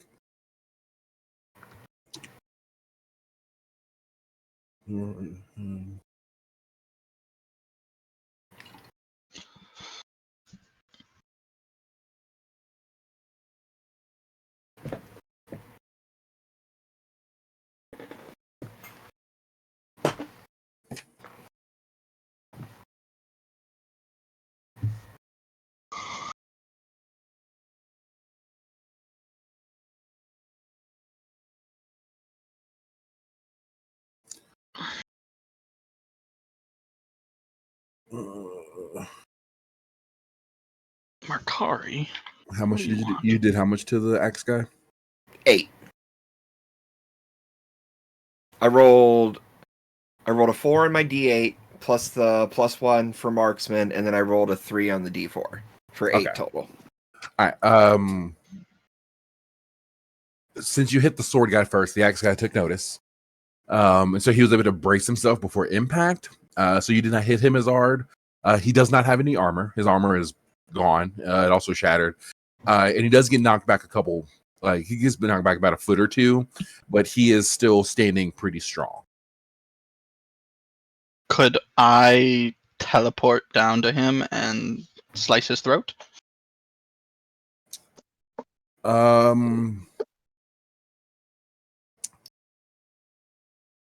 Because you are a Pathfinder and you're instant, I will allow that to happen before combat starts. So you will also get a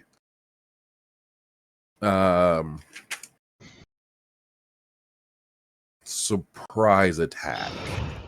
Okay. You have at the level 1 Pathfinder, you have 3 Wayfinder points to use for your skills. So this would use one of them. Okay. Does excuse me, sorry. The way you described combat when we were making our character sheets, as it's like a pool of action points, wayfinder Those are, points, and you're talking about the instant action points. That's the pool your whole team shares. right. Yes. So does the is the wayfinder point specifically mine? Yes. Okay. That is something I enjoy. I mean, I enjoy the whole thing, but You guys do have 5 instant action points to share between you guys. let me just update this Okay. to 2 out of 3. So yeah, you use your point to teleport to him. Now go ahead. Who are you teleporting to? The axe guy, because Taco killed the No, sword guy's alive. sword guy's alive. He's just missing a fucking arm. No, he still has his arm. It's just he doesn't have any armor. That was what I was trying to say. What? So Taco didn't. Sorry, Zerzer didn't take anyone out. No. Both are still living. Yes, it's just he did big damage to the sword guy. Ah, okay. So that guy's visibly injured, and that guy is also lying on the ground from hitting the impact of Zerzer's attack. Well, he is closer to death than Axe Guy, so I'll go ahead and I'll get behind Axe Guy and try to finish him off, and then in the last bit of combat we can take the. Why did my monitors just go black? Okay, Uh-oh. we're good. All We're right, good. so you teleport there. Roll for your attack. Okay. Because this man is lying on the ground, defenseless, give yourself an edge. So remember to roll twice, take the higher for your attack. Yep. I've rolled 2 19s. A 19 will definitely hit. Do I add Do I add any bonuses? Like, do I add +3? Is it, the daggers are a dexterity type of weapon, right? Do I add +3 to this attack roll? Yeah, you don't have any skills that would apply, so you would add +3 to the attack roll. But like I say, you rolled a 19, you don't need to worry about it. Right. Just for future notice. Yeah, for future, yeah. And then go ahead and roll your damage and make sure you add a D4 for your surprise attack damage. And I also get the +1 for the first attack bonus.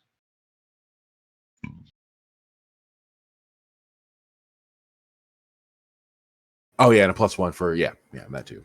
So that is 6 in total. You easily slit the guy's throat and he is dead. Or hold on. He is bleeding profusely. Did you ever decide what your morality was for Griff? I'm middle ground. Middle. Okay. All right. We're tasked to take these guys out. I have no issue killing them.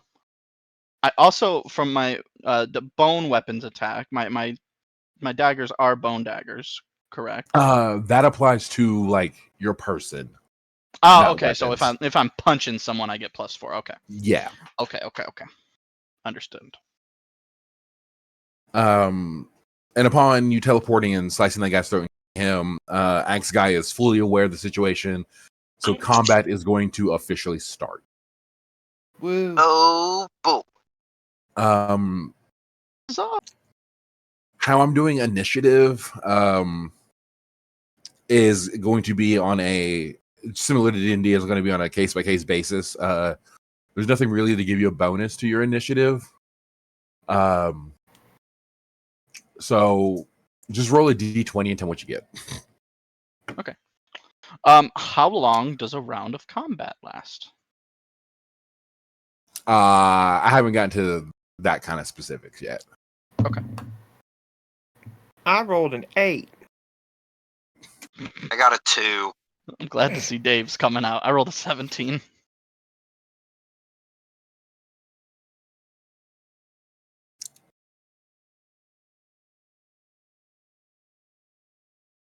Okay. So that will be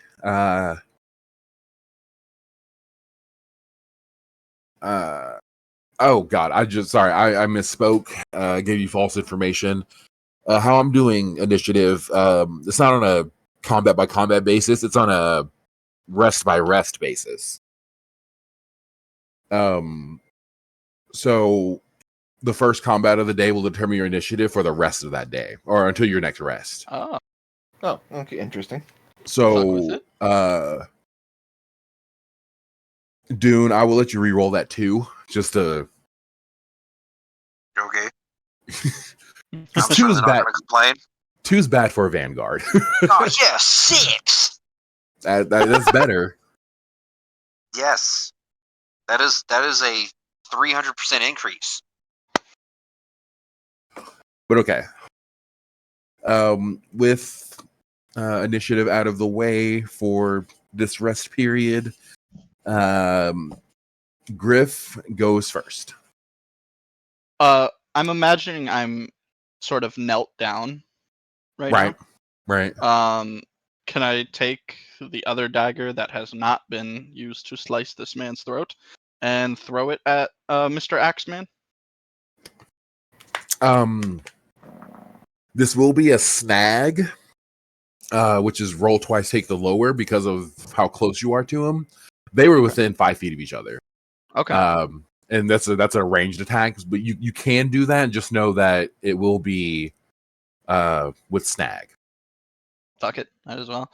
I get so the throwing skill that I have, it is superb. Is that +3 to the damage, or is that +3 to the roll? That's supposed to get to the attack roll. Okay. You would also get your aim since you're aiming at the guy. It doesn't matter. I rolled a fucking natural 1. That blade goes into the woods at great distance from myself. Damn shame. Damn shame.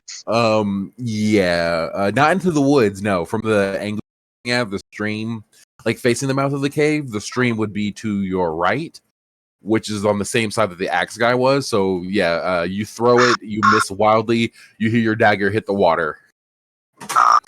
And it is carried away downstream. The axe guy looks at you. Bone dagger. Yeah, the axe guy looks at you and laughs out loud. Hey, hello, Mao, if you will. Can I take some psychic damage from that, please? I will give you. You won't take any damage, but the embarrassment was so great that your next roll will have snag on it. Damn. All right. Okay, so next up is Zerzer, who is still up in the treetop. All right, come on, take this guy out. Just headshot right now. I feel the nat 20 coming. Yeah, I wish. Question. And this is just from this is from a player question for you, and also just like a game balancing question, almost to an extent. So like, I'm yeeting 2 different kunai at 2 different people. So let's say I do that again, but I throw both at him. Like, is this man going to take the 2d4 plus? I would assume just 1 range damage, even though like both is targeting him, but it's 1 target. Would that count as 2 separate attacks? Because I think we had a thing about like doing that particular type of scenario. Yeah, no, that would count as 1 attack.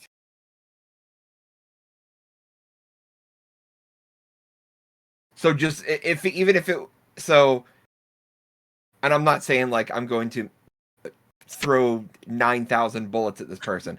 I'm just saying like I'm just curious. So like if I throw 2 things at him, it's just going to be 1 thing technically. Correct. Okay, that's all I was curious about. I will give you a bonus on the attack roll, because that's 2 different things this guy's going to try to either block. That gives you a better chance of hitting him. So give yourself a +1 for the attack roll, since if you're going to throw both of them, if you're going to throw 2. Oh no, I'll just throw the 1. I just was curious. Okay. Just in the sense of like, I was curious about it just from, like I said, a pure like game balancing, because I was like, well, I have 2 hands, I can do 2 things. I was like, I'm gonna tear through people sometimes depending on how well I roll. That's why I was just curious. So like, it just kind of gives me an idea of what to do with my character. But in this case, I just have the single target, so I'm just gonna, just bother lobbing the single kunai down at him again. Okay. Dune, does that sound fine to you? Like, if somebody were to attack with 1 target with multiple throwing weapons, just give a bonus to the attack roll?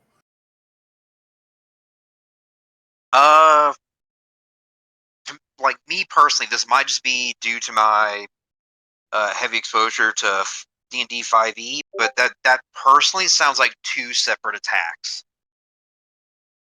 Okay. Or rather, it sounds like it should be 2 separate attacks. Okay, I'll write that down and we'll workshop it. We'll see how it goes for this session, and then we'll workshop it from there. Yeah. Yeah, if you wouldn't mind when we workshop that, if you can include me in that one, because I also have a similar but different opinion. Oh shoot. Because I mean, I'm not meaning to like just keep like sidebarring it, but it's like I'm thinking about like, I just keep trying to think of like interesting ways to try and use my character. Daddy. So it's like, if I decided to do something like really bizarre where like I try to catch somebody like really off guard, and I shoot like a like needle point from like each finger. Well, now there's like 10 objects flying at them. So it's like, I'm just curious about how those types of attacks work. But I'll stop pulling you. No, like that's actually like really important. Like, since we're still like developing it, you asking these kind of questions is so important. Yeah, you're just helping the game out. So okay, that's something that I had overlooked. So I'm glad you brought it up. No, the only reason it even popped in my head is because, I shredded that first guy, and then the second guy, like, okay, he got hurt, but I was like, but if I repeat the process on 1 target, I'm like, that's just gonna be real nasty, real fast. But okay, I will now make my roll, my very simple yeeting a kunai at this man. So the +5 again. At 24. Let's go. Oh yeah, he doesn't even know you're there, so he won't even see this coming. So yeah, that attack's gonna go through. 6 damage. 6 damage. That man is on death's door. Oh, of course he is. Is he still laughing at me? Not anymore. Yeah, his laugh sounds like this now. He is now aware, though, of your general location.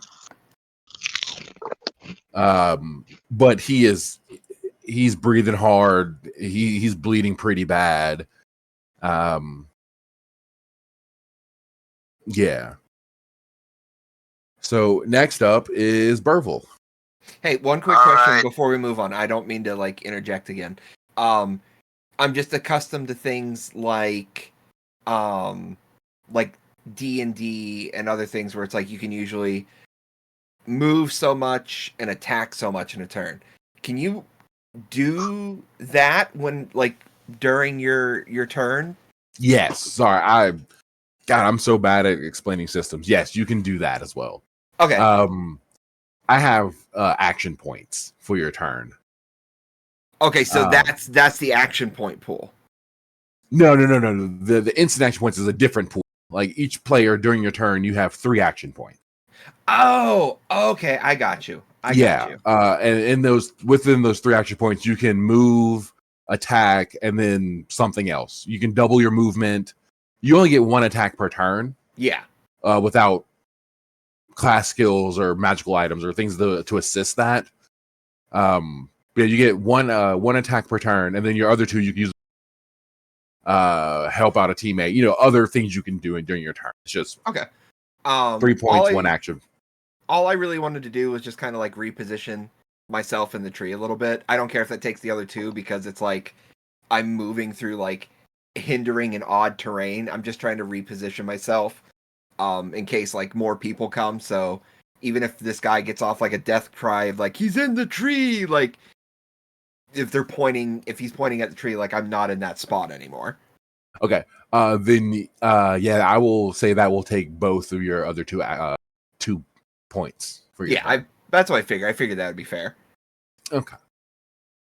Okay, now I'm 100% done. Okay. And to backtrack, Loki, sorry that I didn't explain that you only have that 1 thing during your turn. That is my bad. Cancel out that snag you have on your next roll.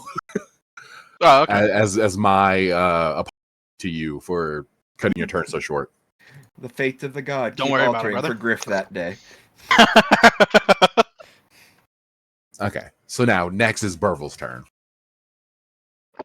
All right, so the last guard is on death's door. Mm-hmm.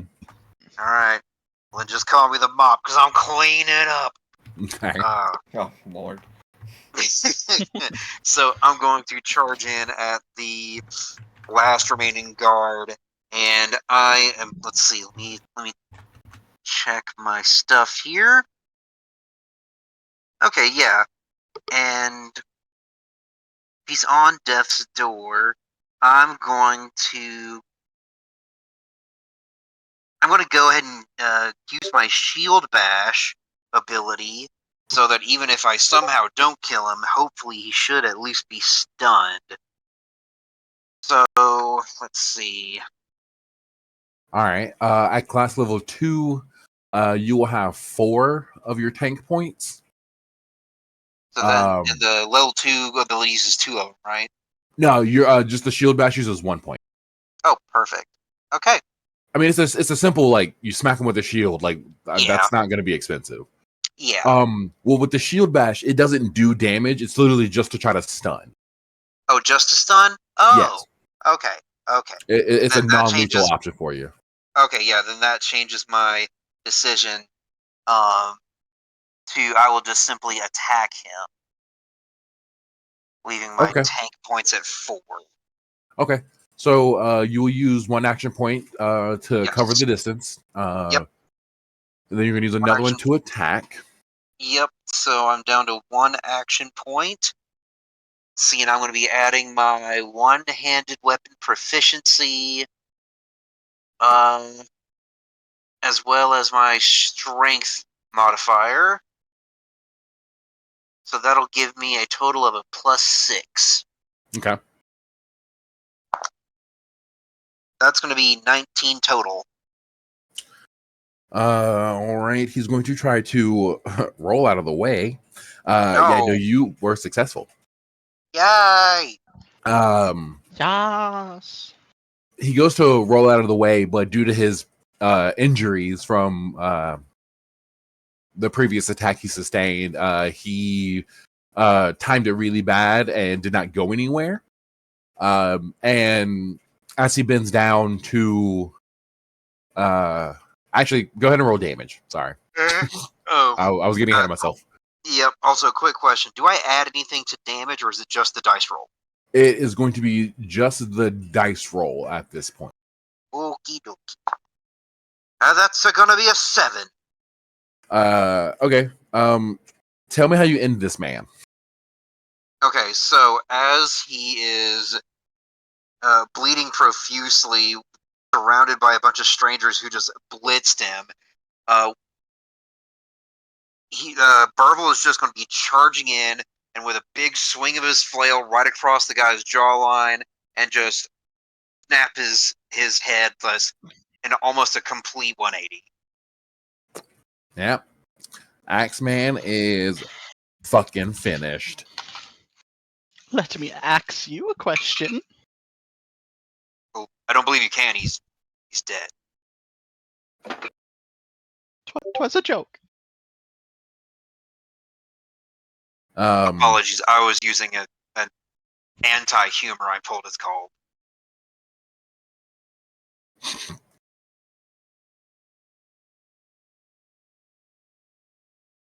Okay, so that takes out the guards at the mouth of the cave. You are now in this clearing, 2 dead bodies, a missing bone dagger, the entrance to the cave.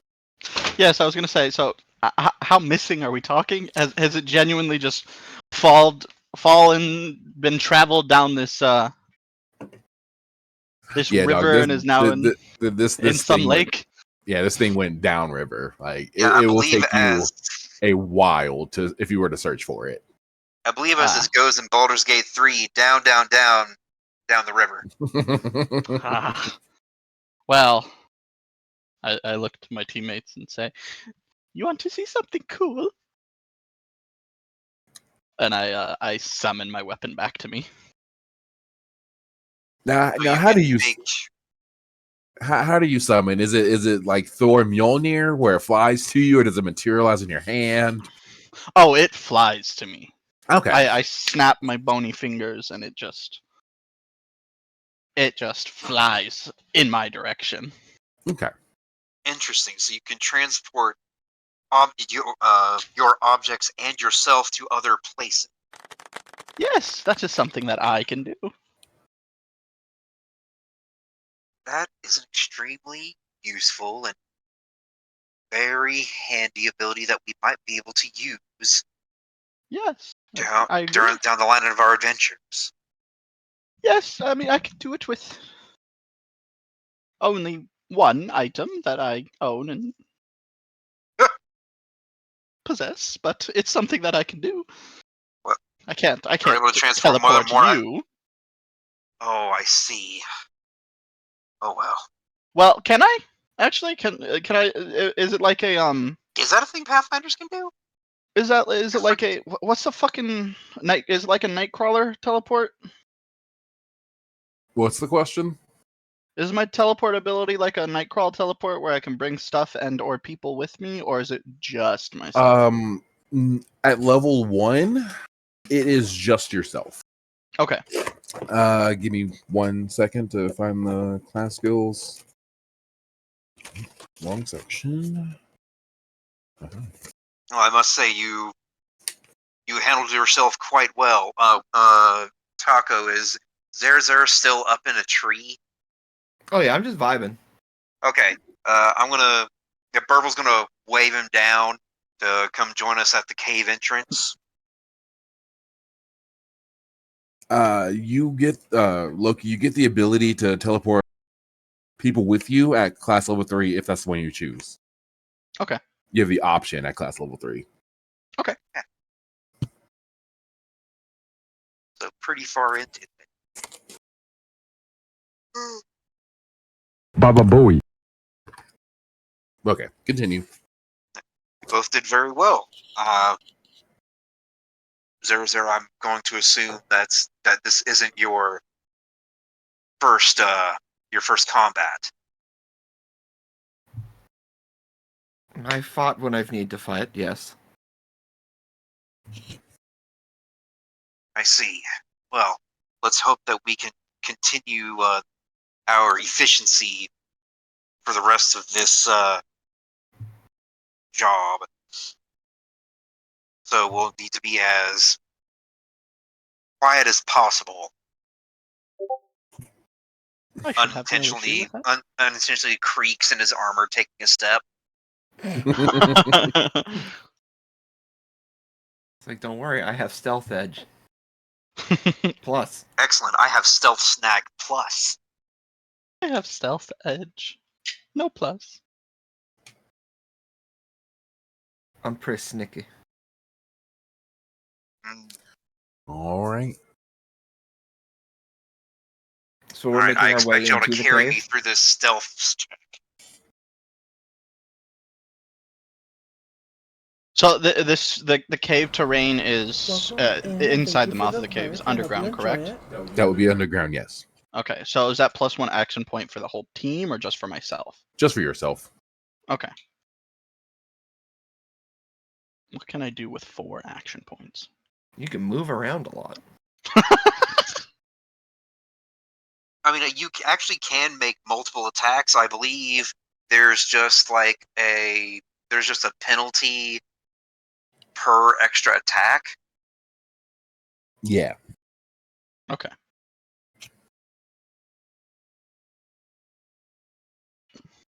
Can I roll perception to like look into the cave, tunnel, whatever we're looking into? Roll it. 17.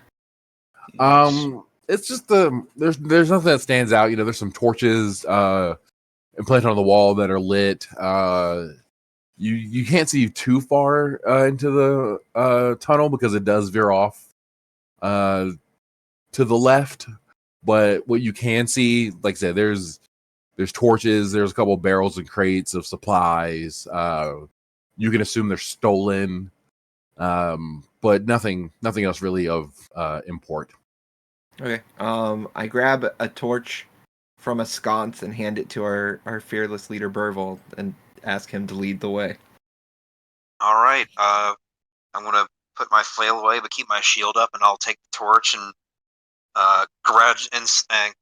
carefully lead our way down the cavern? Cave. Alright. So, do we at this point make that stealth check? Because I would like to do my best to not alert the rest of the camp. Yes, but before the roll,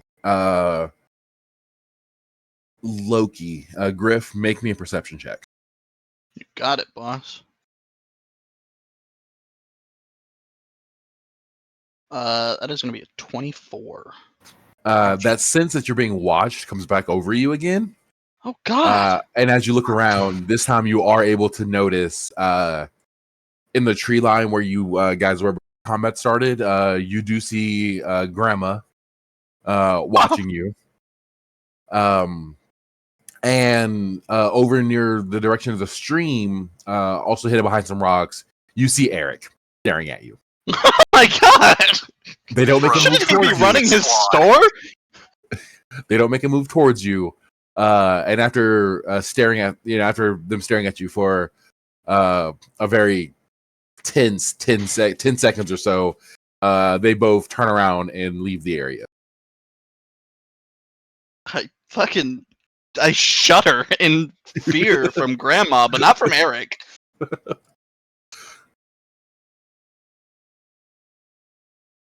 Okay.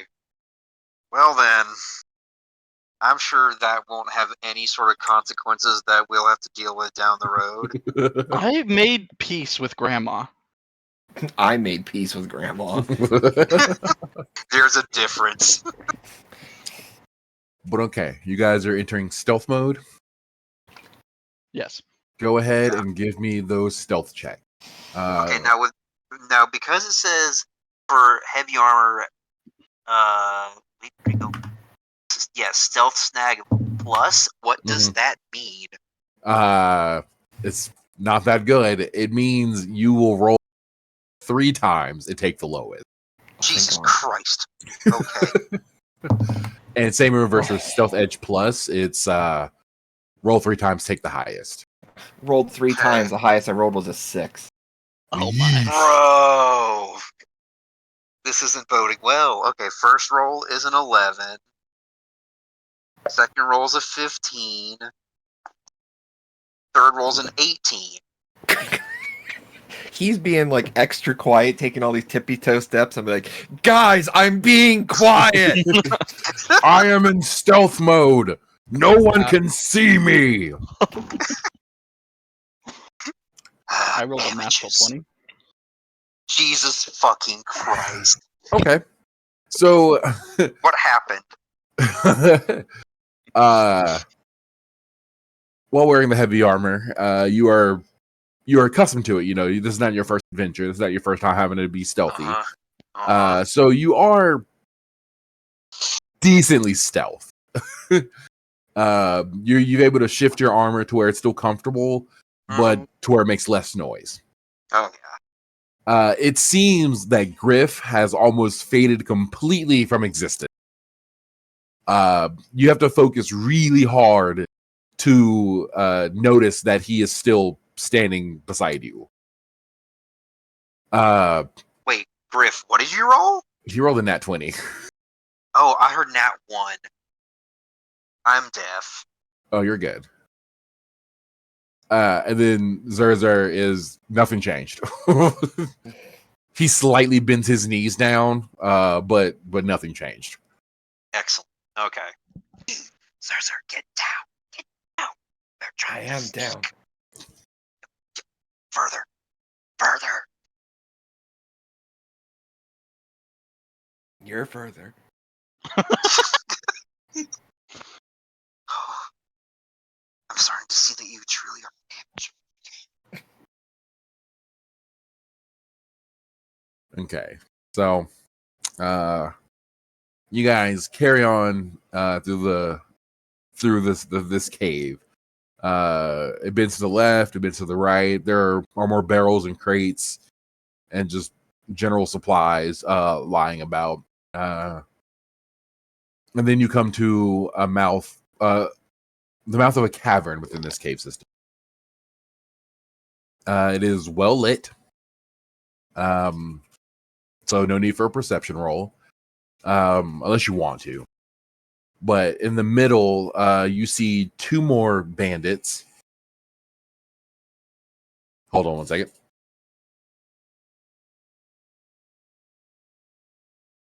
You see 2 more bandits standing over what looks to be a chest of some sort, rifling through, then they're rifling through it to see what the contents are. One of the bandits, the bandit on the left, has a bow and quiver strapped to their back, and the other one seems to not be carrying a weapon at all.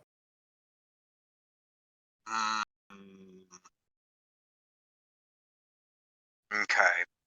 Well, before they spot us, I'm gonna put the torch out since we're in a well lit area, so that we don't just immediately signal where we are. I'm going to look back at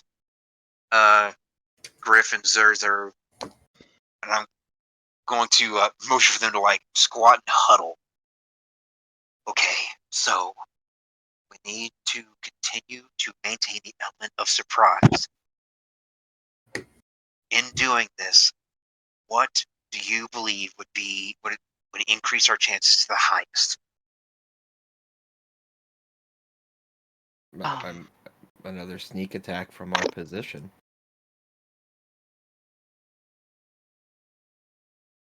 I could whip a couple of daggers at them. I can't do character voice while whispering. I'm sorry. It's okay, you're trying, and that's what's important. Exactly. Yeah, there's one level of Griff here. I could whip a couple of daggers at them while Zerzer conjures a couple up of kunais again, and we can attack them simultaneously. That sounds like a good idea. I'll maintain the front line and simply hold the line and wait for them to come to us, or should I? As Or you said earlier, you are the mop, and you're here to clean up whatever is left. Our fearless mop. I have a quick question about my powers and/or abilities. Mm-hmm. So when I yeet a weapon, what happens to it? It stays wherever it lands. Okay, so it keeps a form, is what you're saying. Or is it one of your blood weapons, or Yes. that after it makes contact with whatever it hits, it does kind of just fade, or not fade, but go back to just being blood. Okay, so that definitely changes plans I had. Okay. So, But real quick, guys, we have to run another ad. okay. So before we Okey-dokey. get too invested in this, we will go ahead and run that ad. Everybody, All stand right. up, drink like June Drink Wolf your knees, says. stretch your water. Yeah, stretch your water, drink your legs. There you go. Yeah, this is going to be a And much shorter break than last time so that we don't run too much further over time and can get through Gotcha. to the fun parts, the more fun parts. Yeah. I'm having a lot of fun so far, personally. glad to hear that. Good stuff. Yes. But yeah, so I'm going to run a 3-minute ad. We'll be back probably within 3 to 5 minutes. All right, Beans. I'm gonna finish my pizza.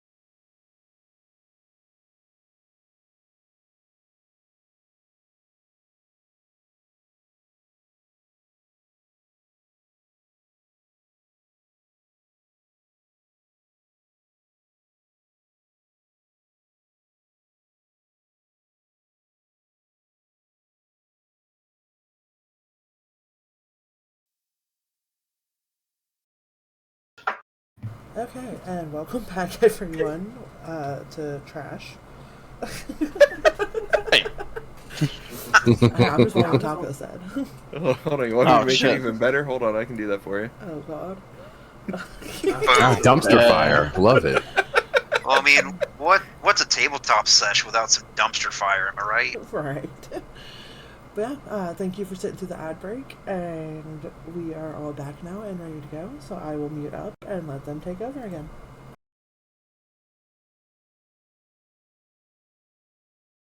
So, anyways, we started blasting. Anyway, let's go ahead and. Yeah. Are So, you ready? Zer? I was born ready.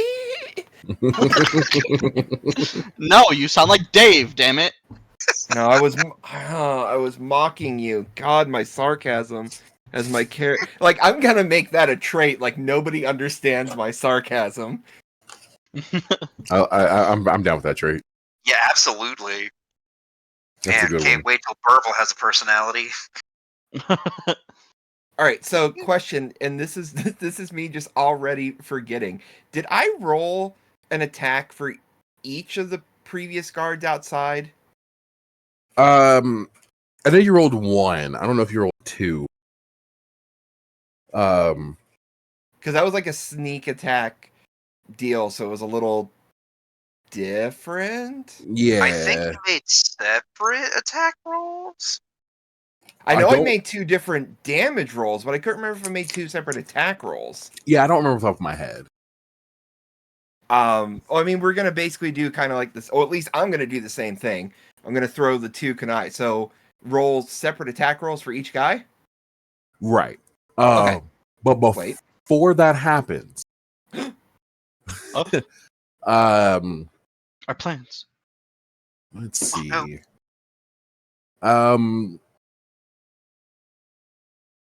You three roll Oh no. roll a d20 straight roll. Oh no. I rolled an 18. Oh, my die is cocked. Gotta honor the cock. Let me try this again. Wish my ex did. 6. I rolled a 10. Give me 1 second. We all made the poor decision of yelling "surprise" before throwing our stuff.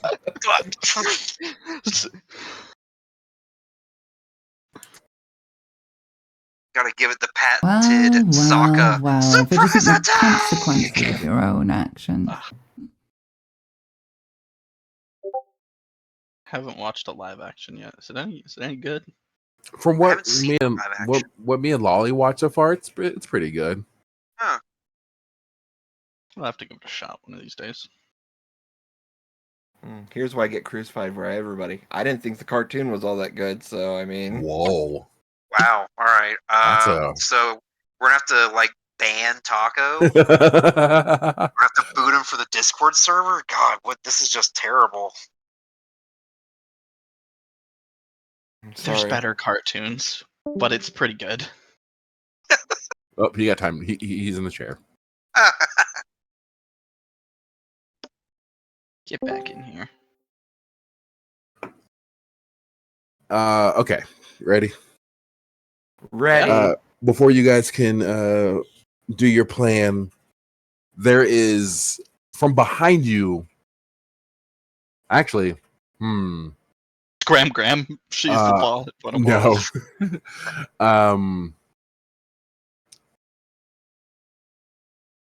From above you. Oh no. Beg your pardon? Not inside. I'm forgot how to do this. Now, from behind you, we'll do that. There is a piercing whistle. And before you can react to the whistle, Loki, you feel a sharp pain in your side.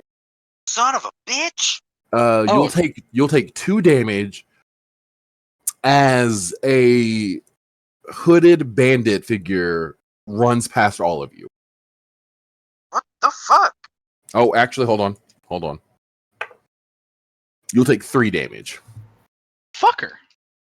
The whistle will alert the other 2 bandits inside the cave to your presence. And now there are 3 bandits in there facing you. Well, fucking shit. Alright. I follow through with my plan of whipping my 2 daggers directly at the man that stabbed me. Well, now combat has started now. So now we're gonna And roll. Yeah. no, you what's your initiative that you roll from the first combat still I applies. remember that now, yeah. Loki, you are not first. Okay. The bandit with the bow and arrow readies up, whips off their bow, grabs an arrow, knocks it, and fires an arrow at Burville. Since I'm assuming you're the biggest one there, and you're also in the. Well, I mean, yeah. So they Big, will heavy fire. armor, 6'2", built like a brick shit house. Yeah, they will definitely fire at you. Alright. Then I'm going to attempt to block. Let's see. Okay, yeah. I can only apply my block to this, okay. May I also include my luck bonus? Not in this situation. Okay. Okay, so I'm adding a +2 with my block. Correct. Oh no, that's a 6.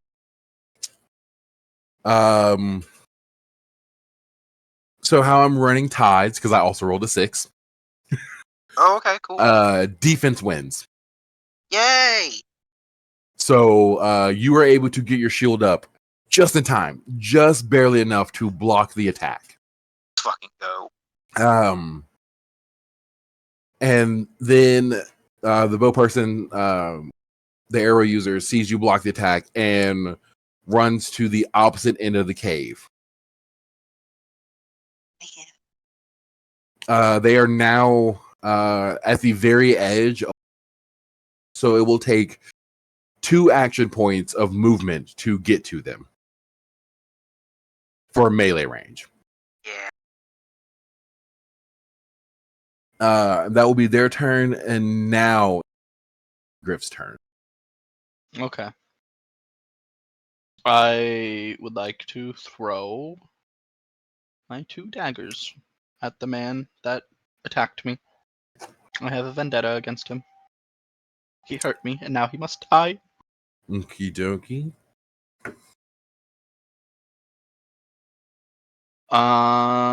So that's gonna take 2 of my action points, right? And I'm assuming I'll have disadvantage, or sorry, snag on the second thrown dagger.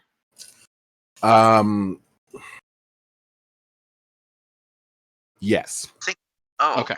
Okay. Wait. Cool. Go ahead. No, go ahead, Gideon. What were you gonna say? I thought it was the last thing I remembered. I can't remember if we updated it, but I thought it was like a flat penalty for doing consecutive attacks.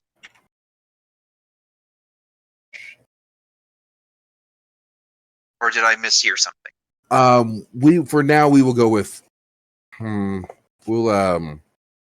But it's fine if we just go with like snag. That keeps it simple. Yeah, let's just go for snag for now. Okay. I shall roll for the first dagger right now. That is a 13. Unfortunately, I rolled a 14, so he is going to Neo Matrix dodge it, so it like barely passes him.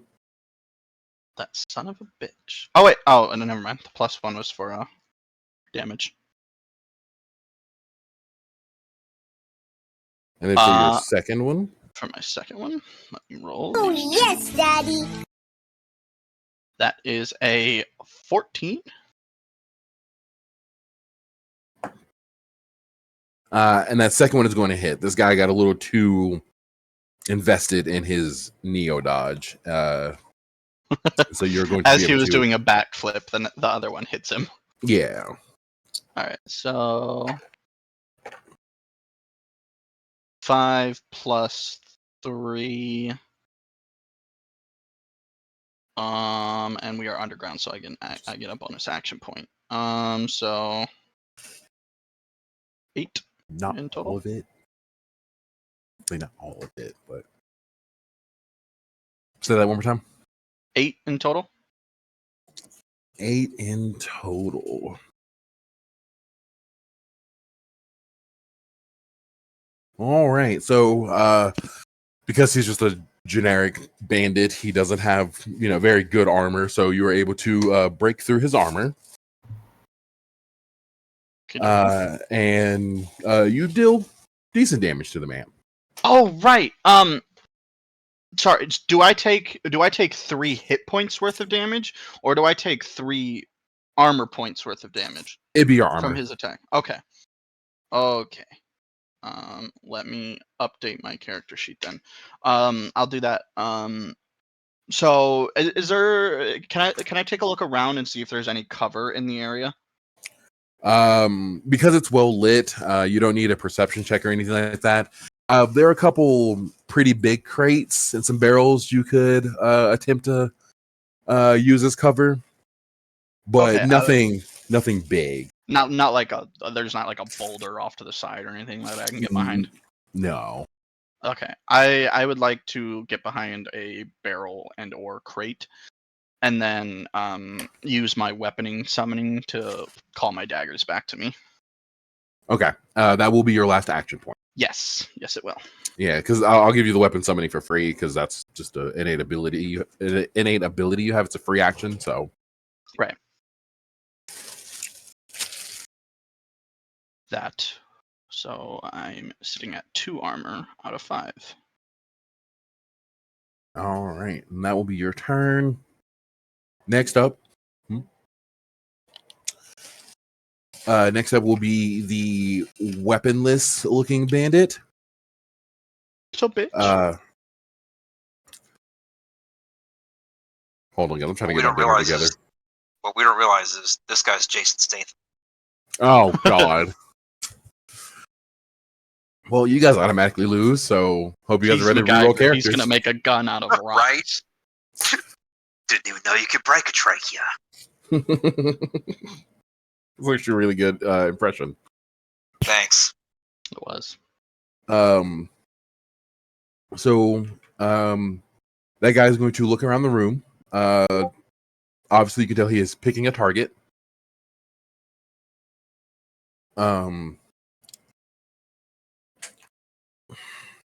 And he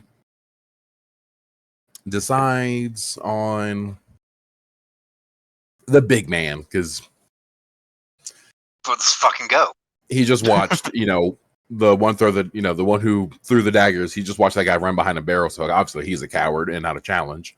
Hey, this is his thought process. All right, this is his thoughts. Yeah, well, cowards live, and cowards do get to write history. That's true. That's right. You see this man raise his hands and summon magical energies into the palm of his hands and fire a bolt of magical energy. No balls. Oh, God. I was really hoping he was like a martial artist or something. Not a mage. Yeah. Dadgummit. Okay. Let's go. Okay, so I believe at this junction, I only have one option, and that's to try to block. Mm-hmm. That's gonna You can try to dodge. Yeah, but I'm better built for blocking. Right. I'm blocking! Okay, so I'm gonna get a +2. Okay, I dropped my d20. It's gonna be a 12. You were able to easily block this magic ball. Nice. This man is also going to run to the other end of the cavern after his attack. What he doesn't know is I can teleport. he's going to end his turn. Because he's a bitch.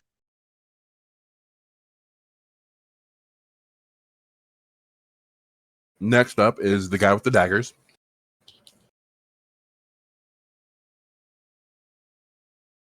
Yeah. He is going to attempt to run at Zerzer.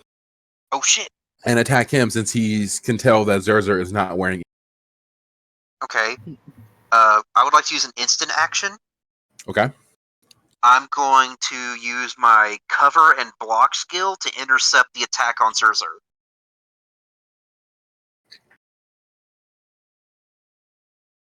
Okay. Give me 1 second.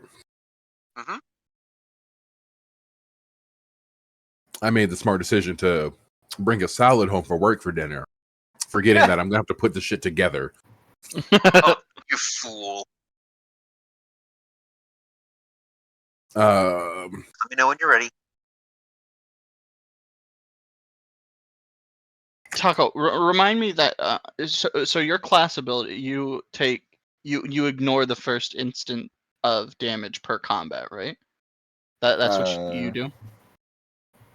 yeah, it's per combat. It's per. Okay, I was about to say. I don't know if that's per combat, per day, per rest, per. At the moment, it's per combat. If that gets too strong, we will change it. Yeah, that sounds good to me. All right, Gideon, I'm ready. Okie dokie. So my total for this is going to be a +3. Okay. I don't really add any like stats or secondary stats to this, correct? No. Okay. So with my +3, that is a 14.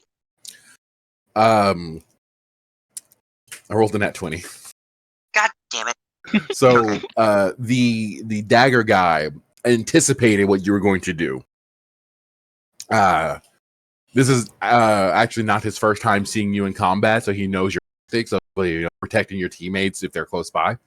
Oh, I see. So he planned for that. So as he runs, he waits to the last moment for you to jump in front of Zerzer to try to intercept, and he does a beautiful front flip over you. Damn. Good clearance, like good form. If you guys weren't fighting, if you guys weren't in a combat situation, in any other scenario, you guys would be like, that was cool as shit.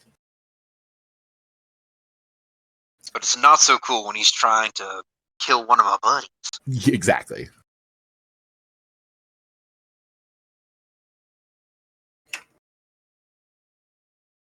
And so now I will roll for his attack. Against Zerzer. So you can dodge or whatever in response. I guess I rolled to dodge. About to say I have dodge as a great skill, so I'll get +2 to my roll. Hold on. I don't know if it happened to anyone else, but according to my Twitch, the stream just ended. No, mine's still going. Guess it's just a me problem. Yeah, that is just a you. Okay. Carry on. Refresh My the apologies. How dare you? Interrupting us. Come on. I'm sorry. Yeah, rookie. 14.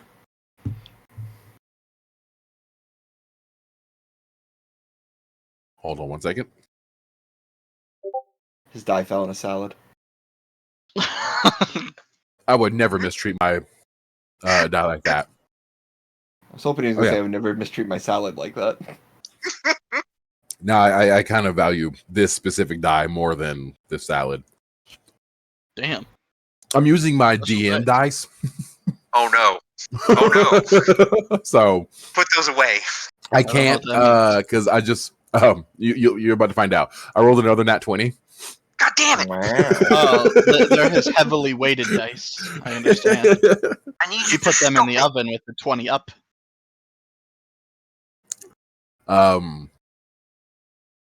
So again, this man is he's much more experienced than he looks, and he anticipated you to dodge, which is why his aerial attack accounted for that. And so he's going to come dagger swinging down for an overhead attack.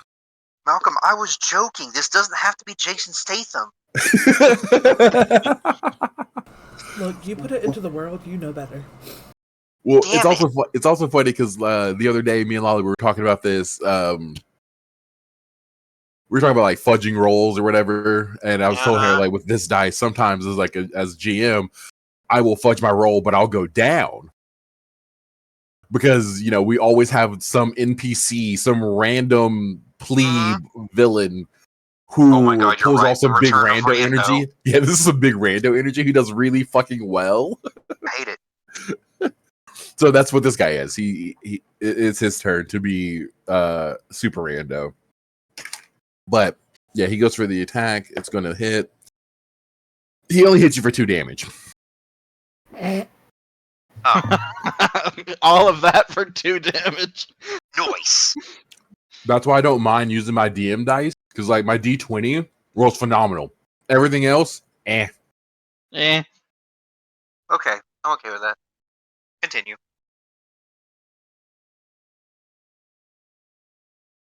And that'll be his turn. So next up is Zerzer, Okay, so where is he in relation to me? right in front of you. Okay. So how does like engaging and disengaging work? I'm going to steal it straight from D&D. Tell me that's what you're going to do.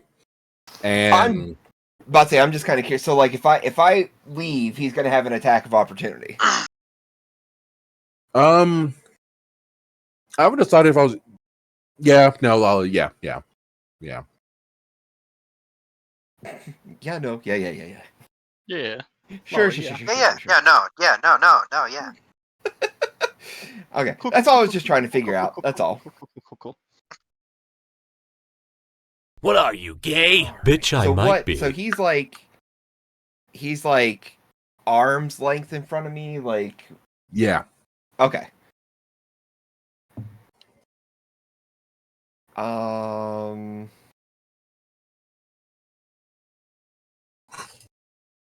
Trying to think of something. Do you have like what would grappling be? That would be a strength. Let me a strength-based roll.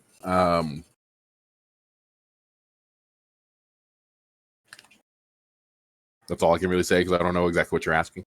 Oh well, so would it be considered an attack, or is it literally just considered like? So like of the 3 actions, like most common, your first 2 would be like move, attack, and then whatever for your last one.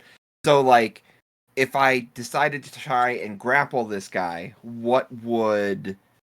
Oh, you're asking if that would count as your attack? Yes. No, because it's not dealing damage. Okay. Lolly, Dune, what are your thoughts on that? I mean, I personally agree with it. I feel the same. Grappling's always been something like attack adjacent, but never like a full-on attack. Yeah, I agree with that completely. Okay, then yeah. This one, grappling will not count as your. Okay, so I'm just checking a look at something. Okay, so the first thing I want to try and do is grapple. Like literally, just I'm trying to just reach out and like grab him like hard by the shoulders, basically, like look to look. You know what I mean? Like chest to chest, man to man. I have no bonus on my strength, by the way. Oh, brilliant! Oh well, that's a 1. Ah. I'm not sure why, but that feels fitting. So with your 1, you go to try to grapple this man, bring him chest to chest or whatever, but it turns into a really homoerotic Hug? A hug. Just a hug. But now everybody, except for the bow user, is uncomfortable. The bow user seems to be liking the situation a little too much. Oh my god, it's Small Hands. Holy shit. No, Small Hands hated everything. Just about. Not now, he doesn't. Okay, so I guess my next question would be what is my current state? What do you mean? Like, am I just engaging with a quick hug What and are then you, disengaging, gay? or Bitch, I like? might be. No, with the nat one, you're really prolonging this homoerotic hug. Okay. Holding still. Just, I mean, it's kind of weird. I'm lulling into a false sense of security now. Kiss him. I rolled to kiss. No. Not the strangest thing. All right. I'm gonna try one more maneuver. I guess while I have him hugged, I'm gonna try for a second grapple and see if I can attempt to do what I was attempting to do in the first place. Okay. Was it a German suplex? That'd be sick, but no. Oh. Oh, for fuck's sake. It may or may not have been another one. Attaboy. Can we negate Going to that? second base, huh? Goodness gracious. I was like, can we negate that roll and make him find more dice? Nah, dog, nah. Gotta honor the roll. Yeah, I just rolled another nat one. You gotta try to reposition your grapple to be a bit more aggressive, but you slip on the loose gravel, the loose rocks that are under your foot, and you both go tumbling to where now you are straddling on top of this man. My goodness. Gone from enemies to lovers. For some reason, that even though I'm rolling ones, like I don't feel I'm out of position. I feel like I'm keeping advantage. It's still working out. Yeah.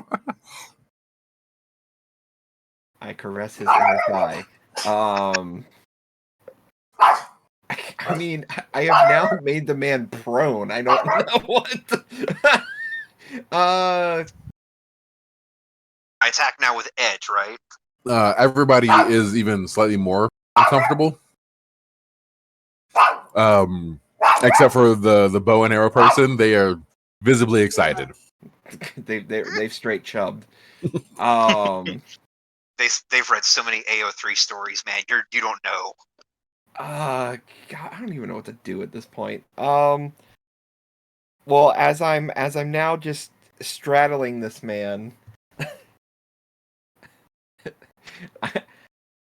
I look. It's just gonna be worse at this point, but who cares anymore? I look down at him, and pull my shirt open. Like I said, at this point, there's nothing cool now. In for a penny, in for a pound.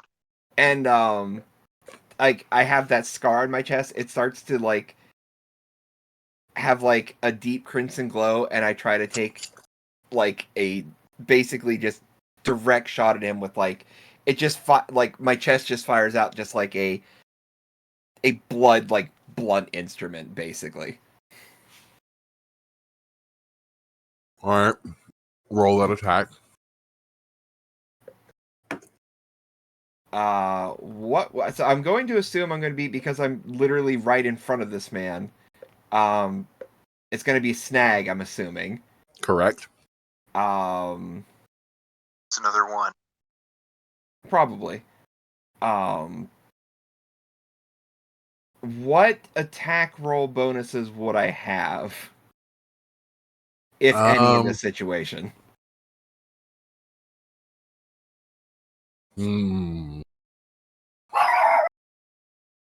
I'll give you aim. I'll say aim or dex is going to give me like +3 because nothing else really. Yeah. I'll give you one of those +3s. Okay. I'll use aim just because it seems to make more sense than dex in this situation. Mm. All right. The first one is a 9, so 3 is 12. Second one. Okay, so it's going to be the 9 because the second one was an 18 +3 for 21. So, the bandit got lost in your eyes. Oh, good for him. And so he, it took him too long to realize about the glowing attack that is about to happen. So go ahead and roll your damage. Oh my. Now, do I get the range damage bonus on this one? Not on this one, no. I didn't assume. I just wanted to make sure. 4. You have wounded this man, both physically and emotionally. Good. You can see the hurt in his eyes that you would hurt him so deeply. Is this what they meant back then about high impact sexual violence? Is this what they meant by content warning?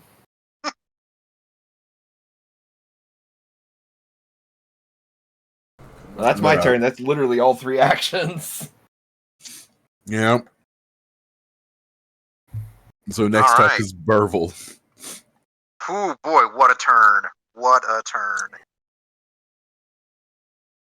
Okay, I am going to assist Zerzer, and whilst the bandit is down, I'm going to just swing straight down on his head. So I'm assuming it takes like one action to get to him, or is he close enough to where I don't have to use an action for that? You don't have to use an action. Like, they were right behind you. Oh, perfect. Okay, just wanted to make sure. Let's see. So that's going to be +6 again for my flail attack. Oh, sorry, I meant to say. So you didn't need to roll attack. This man is prone and pinned, so he couldn't react. Okay, cool. Then I'll just go ahead and roll damage. And not only is he like prone and pinned, but he's also still trying to figure out why Zerzer hurt him so bad. Mainly emotionally at this point, but still, like he is not paying attention to anybody else. Just so you Love know, on the battlefield. So what? Just so you guys know, there's a poll. Oh boy! All right. I rolled 5 damage, by the way. This man's head explodes. Oh God! Oh, okay. Damn. Well, looks like you were the last thing he saw. His head explodes. So there's now blood on your face and shoulders. Okay. That was an interesting approach, but would not recommend again. I'm just kind of like in a state of shock of watching a man's head explode in front of me. I'm still writing a fan fiction about this.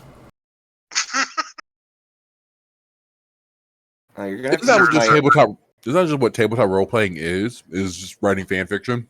I'm sorry, you're just gonna have to use my alternate persona, Zep Zerzer would never. Zep and Bandit Jason.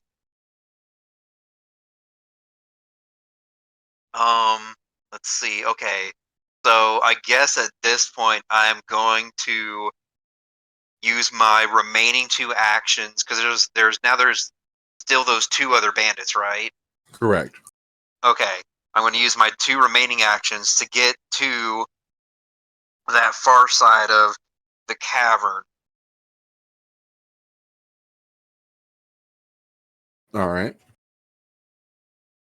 And so if I use a class ability, would that require needing an action point as well?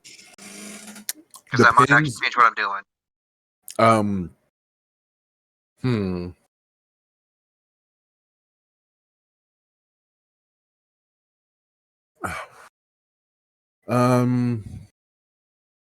It depends on which class action you're doing. Well, I was just gonna use taunt. I'll give that to you for free. Neat. Okay, cool. Then yeah, I want to use my 2 actions to run to the other side of the cavern at the both of them and activate and spend 1 tank point for taunt. Okay. So now all hostile, now all enemies' attacks are focused on just me. Yes. All right, that is my turn. All right.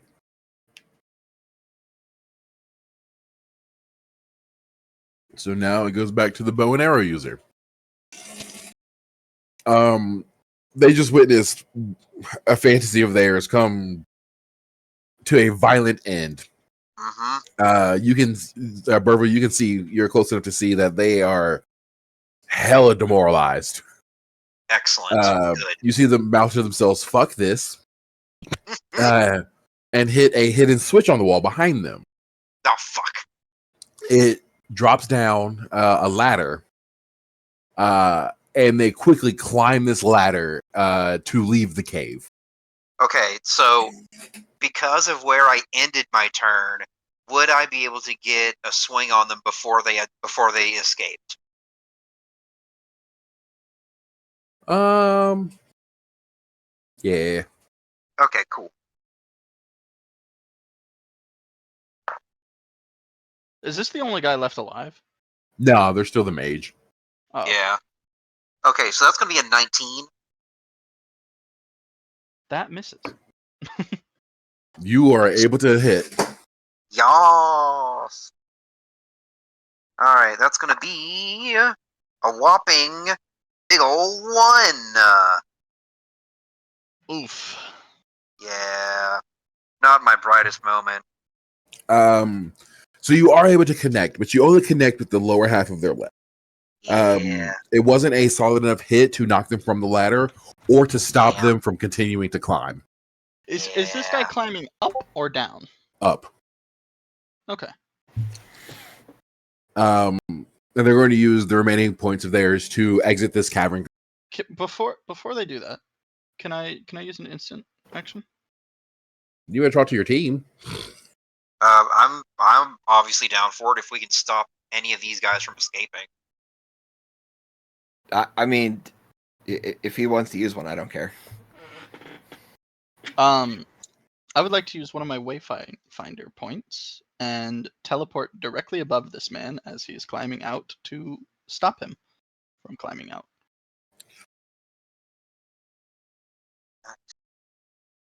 Okay. Alright, so that leaves us 3 instant action points. Correct. And me down to 1 wayfinder point. You are now above on the ladder above the bow and arrow bandit. Okay. Can I? Is that the end of the bow bandit's turn? Correct. Okay. Okay.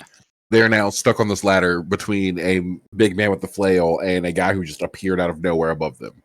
Goddamn right. And is it my turn? It is your turn. Okay. I would like to try to kick him off of the ladder. Okie dokie. Point where he falls and crushes his skull. I'm rolling d20, but do I add a strength modifier to that? Yeah, it'd be a strength modifier. Okay. That is going to be a 15. Sorry, 16. I rolled a 15 plus 1. 16. All right, you are able to successfully kick them off the ladder. Yeah. They'll take a little bit of fall damage because they weren't honestly that high up. I lied. I mean, I'm kicking him with my bony body. Do I get to roll damage? Oh yeah. Roll damage for that. Okay. Hell yeah. 1d4 plus nothing? Question mark.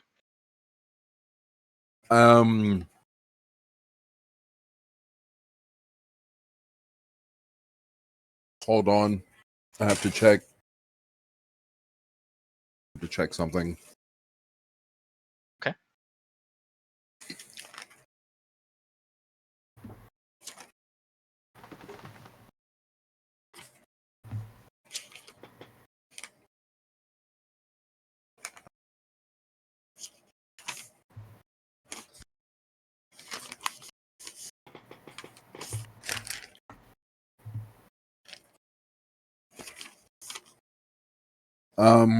It will be a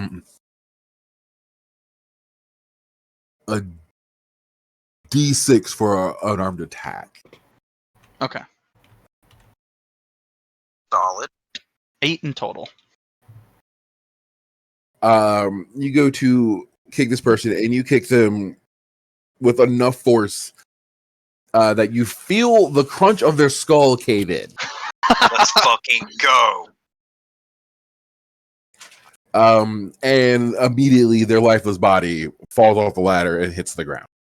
All right, all that's left is the mage. Let's do this. Not escaping us now, are you? Am I out of points, or can I take a shot at this man with my twin shooter? That would count as your attack, so you can do another attack, but just know that it will have the snag on. I mean, I have. Do I have a limited ammo count with my pistol? I don't really care about ammo for my game, so no. I'll take a shot then. Oh, oh! Are you sure about that? It is a natural 1. Oh no! You're on the ladder. You can't get your form right. That I don't think I should have showed you. You completely again forgot about the kickback and the recoil. And you fucking launch yourself off this ladder. With the gun flying out of your hand into and landing in the cavern away from you. Can I attempt to catch him? Yes. If you don't, he will take fall damage. Cool. Let's see. Would I be able to? Could I say that I to use my athletics and cover? Well, no, cover wouldn't fit with this. Maybe like athletics and strength. I will give you athletics and strength. Okay, cool. That's going to give me a +5. That's going to be a 13.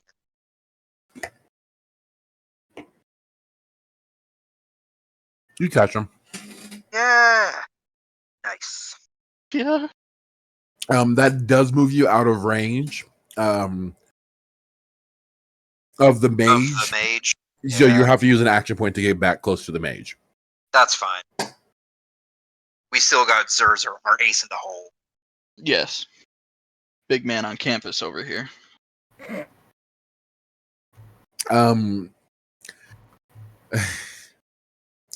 Griff, you still have 1 action point.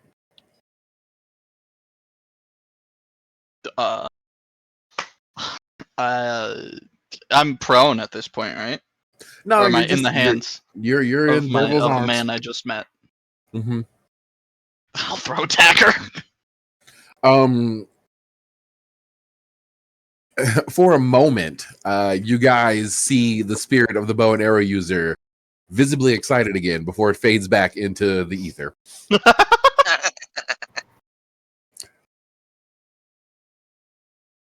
All right, let me do 15 for dagger throw.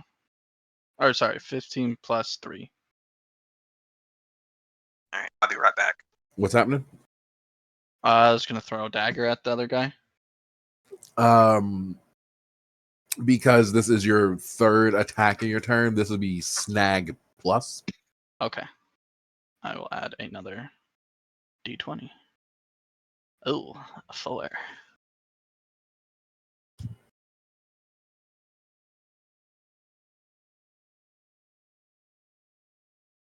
Somehow, by the grace of the gods, 4 hits. Yeah, not this time. Ah, fuck. You're at a bad angle since you're still in this man's arms. You can't quite get the angle right, so you still throw your dagger, and the mage stops it using magic in the stops your dagger in the air from getting to it, and then just kind of lets it fall to the ground. All right. And that will be your turn. And now it's the mage's turn. And the mage is going to spend all his action points on his turn to begin charging up magical energy.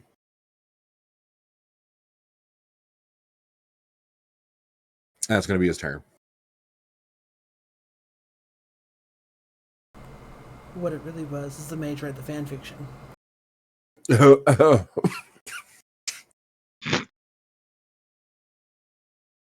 then. And it is now Zerzer's turn. All right. So this dude,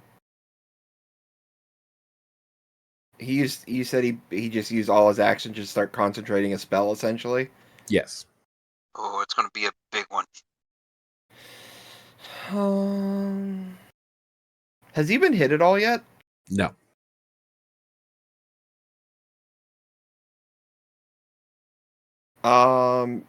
Is he doing anything specific? Like, is he like? Does it look like he's like channeling something? Like, are his arms raised? Is he doing anything specific? His arms are held up to his side, similar to the Jesus statue in Brazil. Okay. Damn, he T-posing. His hands are his palms are turned upward, but basically, yeah, it's a T-pose. Okay, I gotcha. You guys do feel him charging up the magical. You can feel. Okay. Well then. Well, actually, hold on. Let me.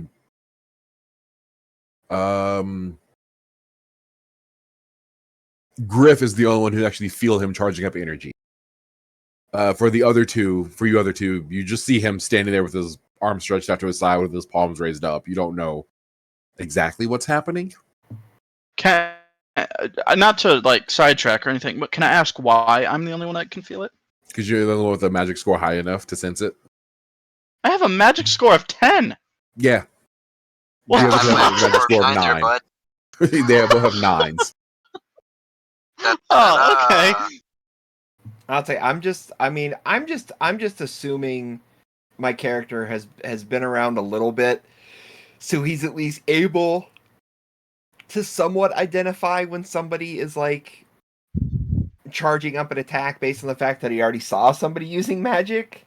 I mean that's yeah, that's no, it's a safe assumption. It's just like I said, you don't know for sure what he's doing. Yeah. Okay. He's getting ready to attack. Then I am going to I'm going to aim and sculpt a wonderful like hammer to like yeet at this man's groin. Oh, okay. no. Okay. Good old hammer nut. Should have been the dick twist, but he's too far away. True. I cast tungsten Conjuring balls! a hand to go in there. Okay, Tungsten balls! so I'll take the +4 And then I on cast that heat roll. Actually, don't worry about rolling any attacks if this man is concentrating so hard on his spell. So just go ahead and roll for your damage. Oh, okay, well. Then this man is taking 3 damage actually, he's got a strong groin. Take 3 damage to the balls.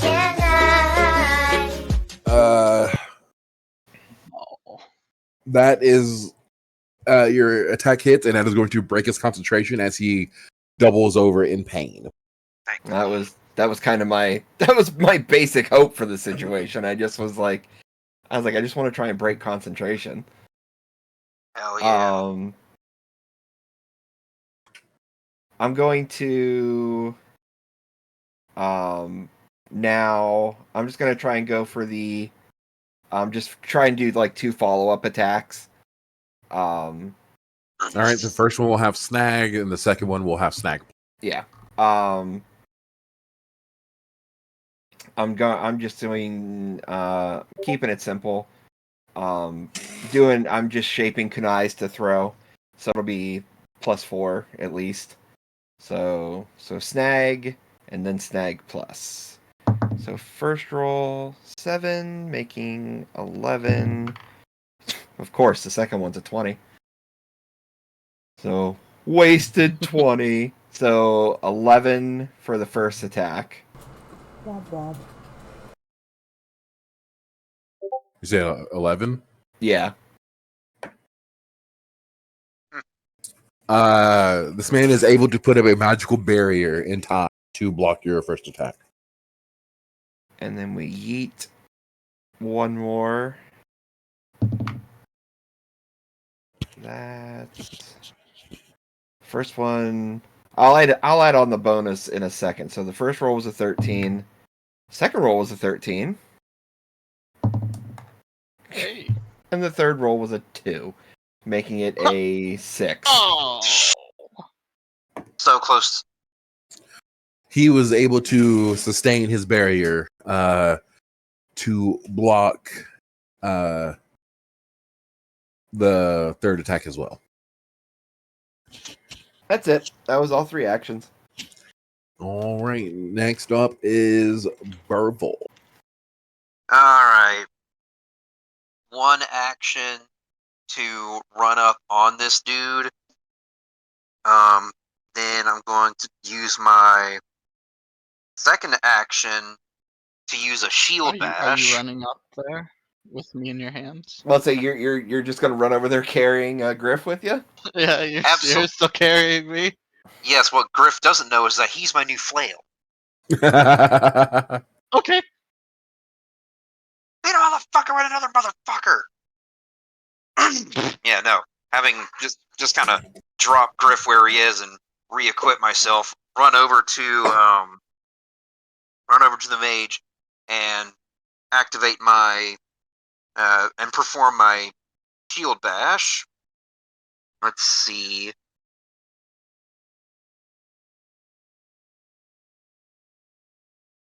says stun chance +1. So does that mean I make an affliction roll? Yes. Okay. So with with the shield bash bonus, that's going to give me a +2. Mm-hmm. Now, since I also would I be allowed to add my athletics since I had to run over to him to perform my shield charge? I'll give you athletics on this one. Bet. All right. That's going to give me a total of +4.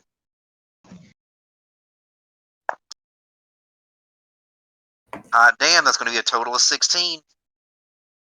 All right. This man was not able to get his barrier up in time. And you are shield bashing him, and this man is now stunned.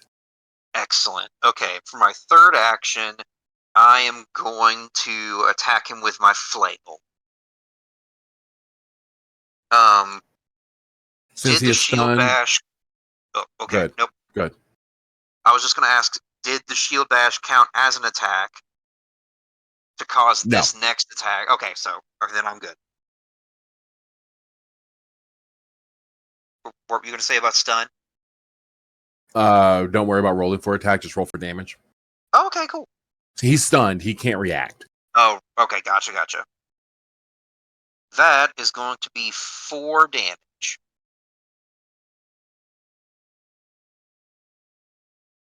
How do you kill this man? Okay, Cool. So first, I'm gonna sweep the back of the knee with the flail, and then as he's lands on the flat of his back, I'm gonna continue the arc of the swing with the flail and just bring it straight down onto the guy's right onto the guy's head. All right. Yeah, he is finito.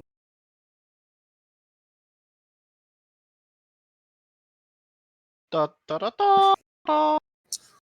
Da, da, da, da, da, da, da, da. The mop strikes again. That's the tune I was going for. I caught your vibe. I picked it up. Thank you. Okay, so all the bandits have been dealt with. Nice. Question. Zerzer, I need you to roll affliction. No, roll willpower. Me? Oh, Yeah.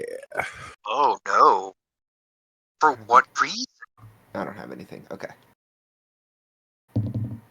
14. All right. You are safe from the emotional trauma of having a man's head explode right under you. Oh, okay. Oh, that's what I assumed. So yeah, now you guys can. Well, what happens now that you've killed the bandits? I guess we'll start. Well, at least what Burville's going to start doing is start collecting proof of completion of the job. Sorry, I jumped ahead of myself. You know in the missive that the bandit leader has still not been dealt with. Oh, damn it. Okay. A bandit by the name of Antoli. Okay. So looking around this main area, does it look like it would branch off to some other room, or Yeah, no, there are a couple other tunnels. Okay. Can I take a look at the chest in the center of the room? Go for it. I totally forgot about it. In the chest, it's nothing special. It's just like some fancy clothing. There is a wad of notes in there.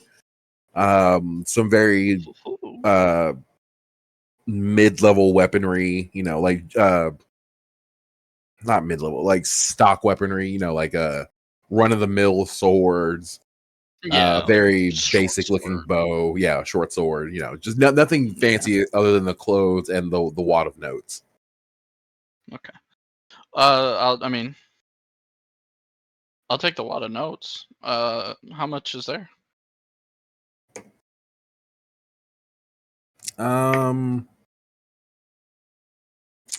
50 notes. Could it be 75 notes? It's 50. You can try and haggle with a character, not a GM.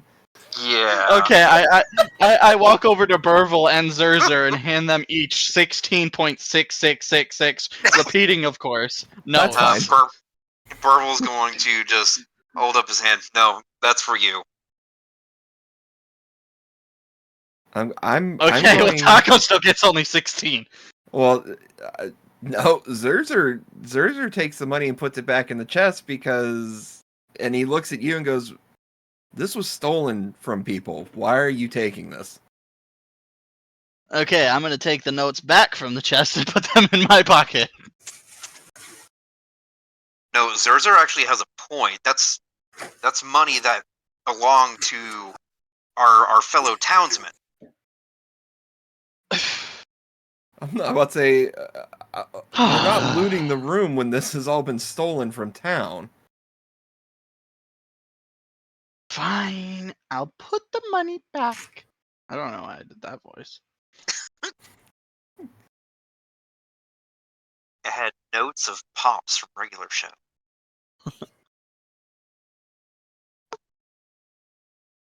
Okay, so I need to grab my my pistol. Since it was knocked from my hand.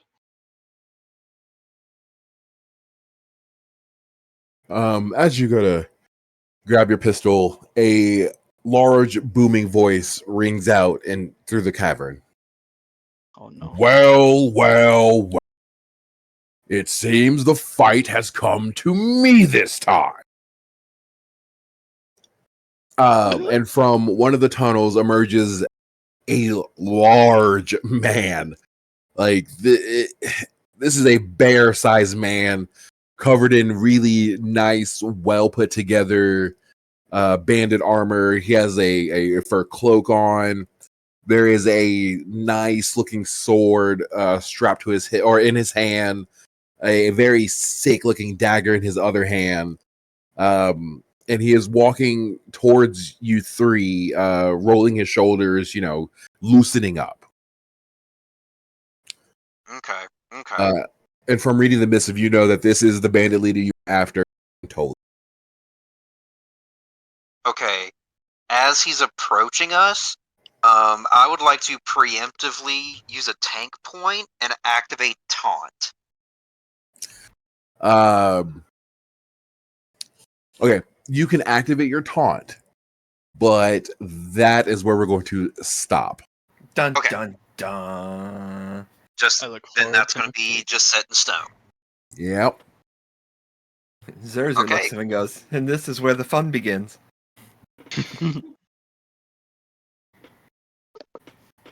Excellent. Good stuff, guys. Good stuff.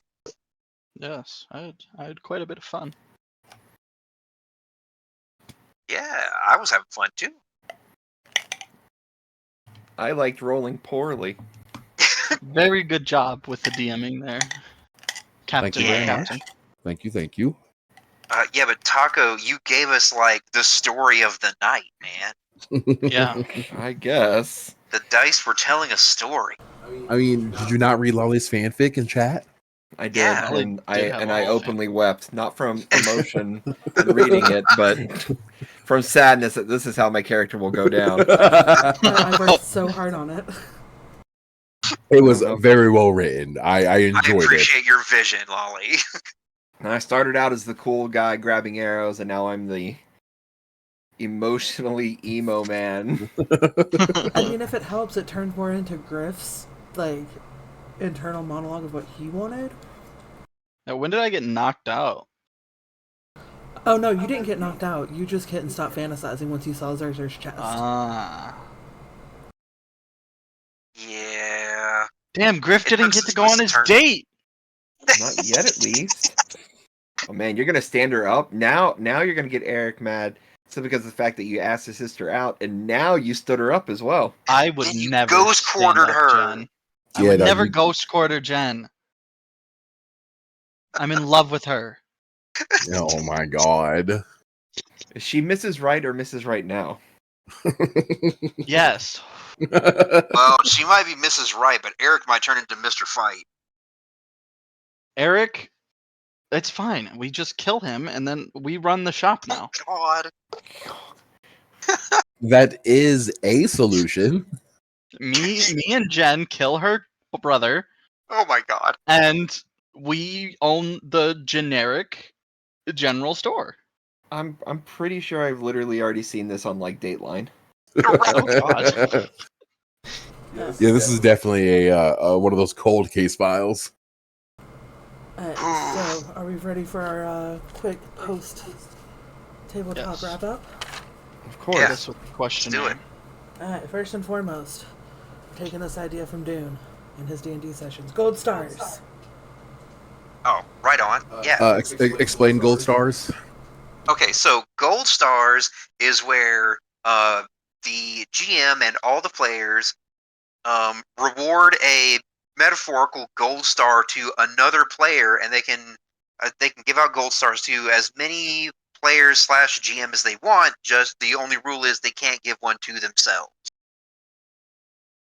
Okay. and it's to exemplify something that they feel a player or GM did very well and that they enjoyed. So we will start with Captain.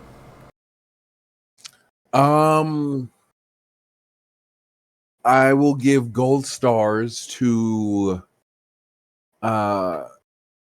Lolly and Loki collectively for the Griff and Glock interactions. Lolly, you took Glock to another level that I couldn't have done, and that is exactly how I had pictured her in my head. I bow. And Loki, you're just really good at the the NPC interactions. Like it's always fun. It's always funny. I really appreciate that. Well, thank you. Gold star to Dr. Taco, just for trying to be creative and exploring what he can do with the Fury class. I like that. It's helping me know what is allowed and what isn't allowed for the class for future reference. I really do appreciate that. It's helping the game out a lot. But that's why, like, literally when I saw that class, I was like, there's so much. Like, this is almost a limitless class, as long as you have an imagination. Yeah. And it's like that's why I keep trying to do. Not like I said, not this. My goal has been to push what I can do and what you'll allow. Right. And it's like I'm also trying to like implement bits of my character so like it makes sense. It's like that's why he has the giant scar on his chest. So it's like he can shoot, almost for lack of a better, like like a concussive beam like Cyclops from his visor. Something of that nature. But at the same time, like he just does all sorts of other little things. It's not always going to be like he always does something different every single time, but it's like I just like trying to come up with something interesting for the character instead of just always being like I pull out my sword and I use a sword. So I appreciate that. And then gold star to Dude Wolf, because basically the opposite of what I gave Taco one. Like, you're playing a tank, and you're playing a tank exactly the way a tank is supposed to be played. Always get in their face, do your taunts, pull aggro. Like, you are running the tank the way tanks are supposed to be run, and I always appreciate a good tank. Thanks. I had to learn from my mistakes in my old Overwatch days. I was not a good tank, but I learned how to get good. Right. Yeah, and it's showing, and I really do appreciate it. I mean, the way that you've got the Vanguard class, I mean, it sets up the player pretty easily for success, because it's like a very good like it's a very good approachable tank class. Like, you pretty much all the basic stuff that every class every tank main would want, you've kind of given it to them. So that's what I was going for. Yeah. So I'm glad to see it's working out the way I intended. Yeah. But those are all my gold stars. Who's next? Next is Taco. Oh, always on the spot, I feel.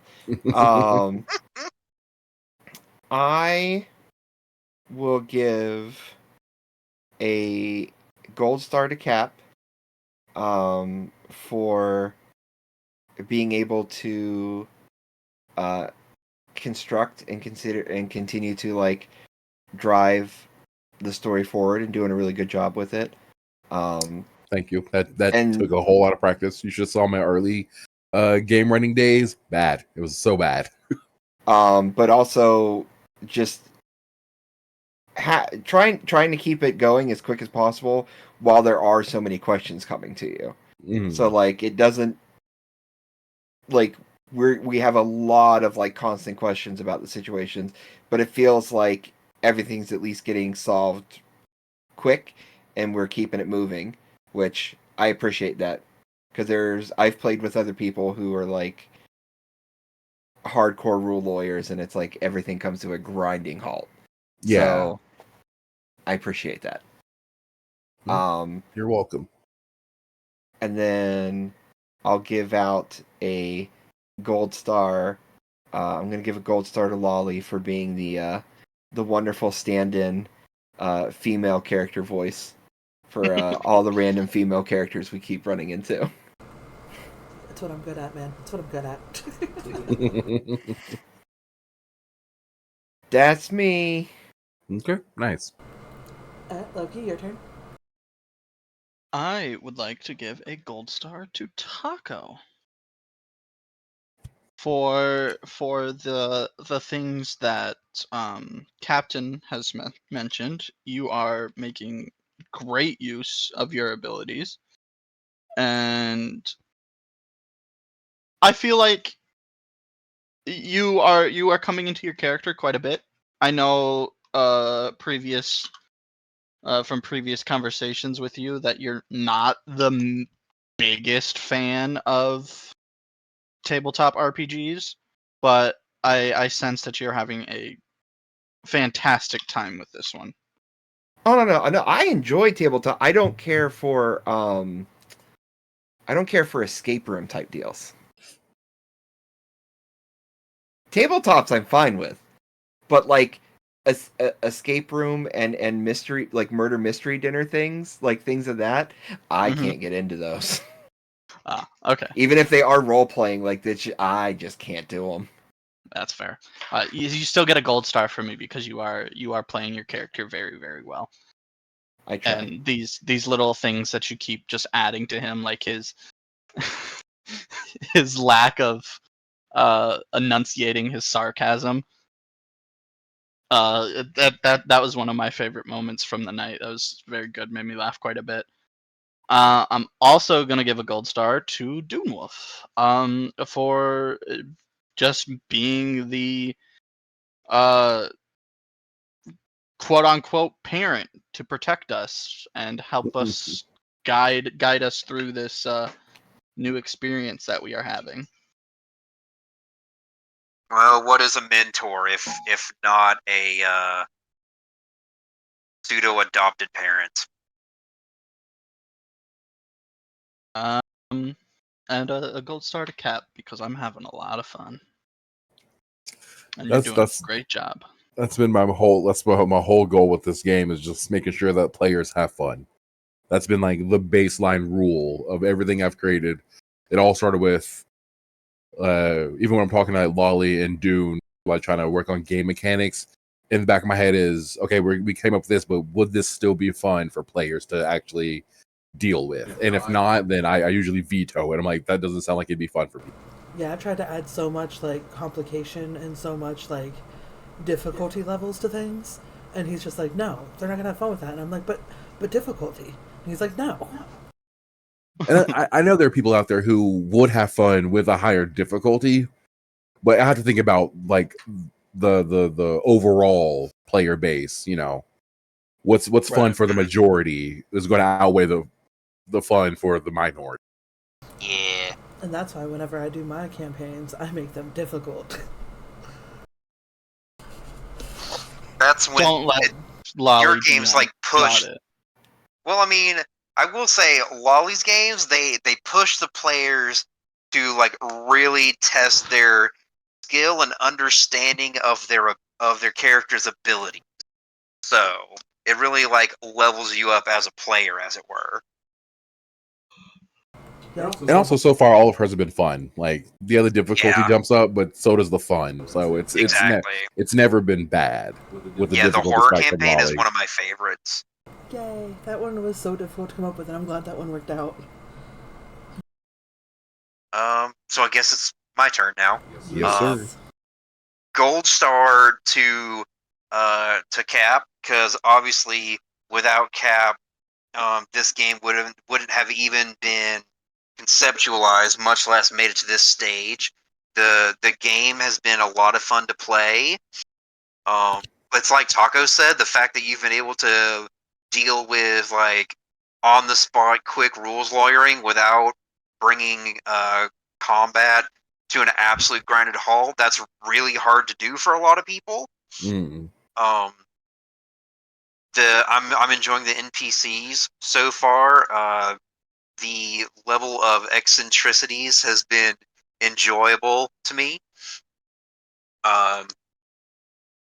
Gold star to Taco for honestly coming in clutch with those sniper shots.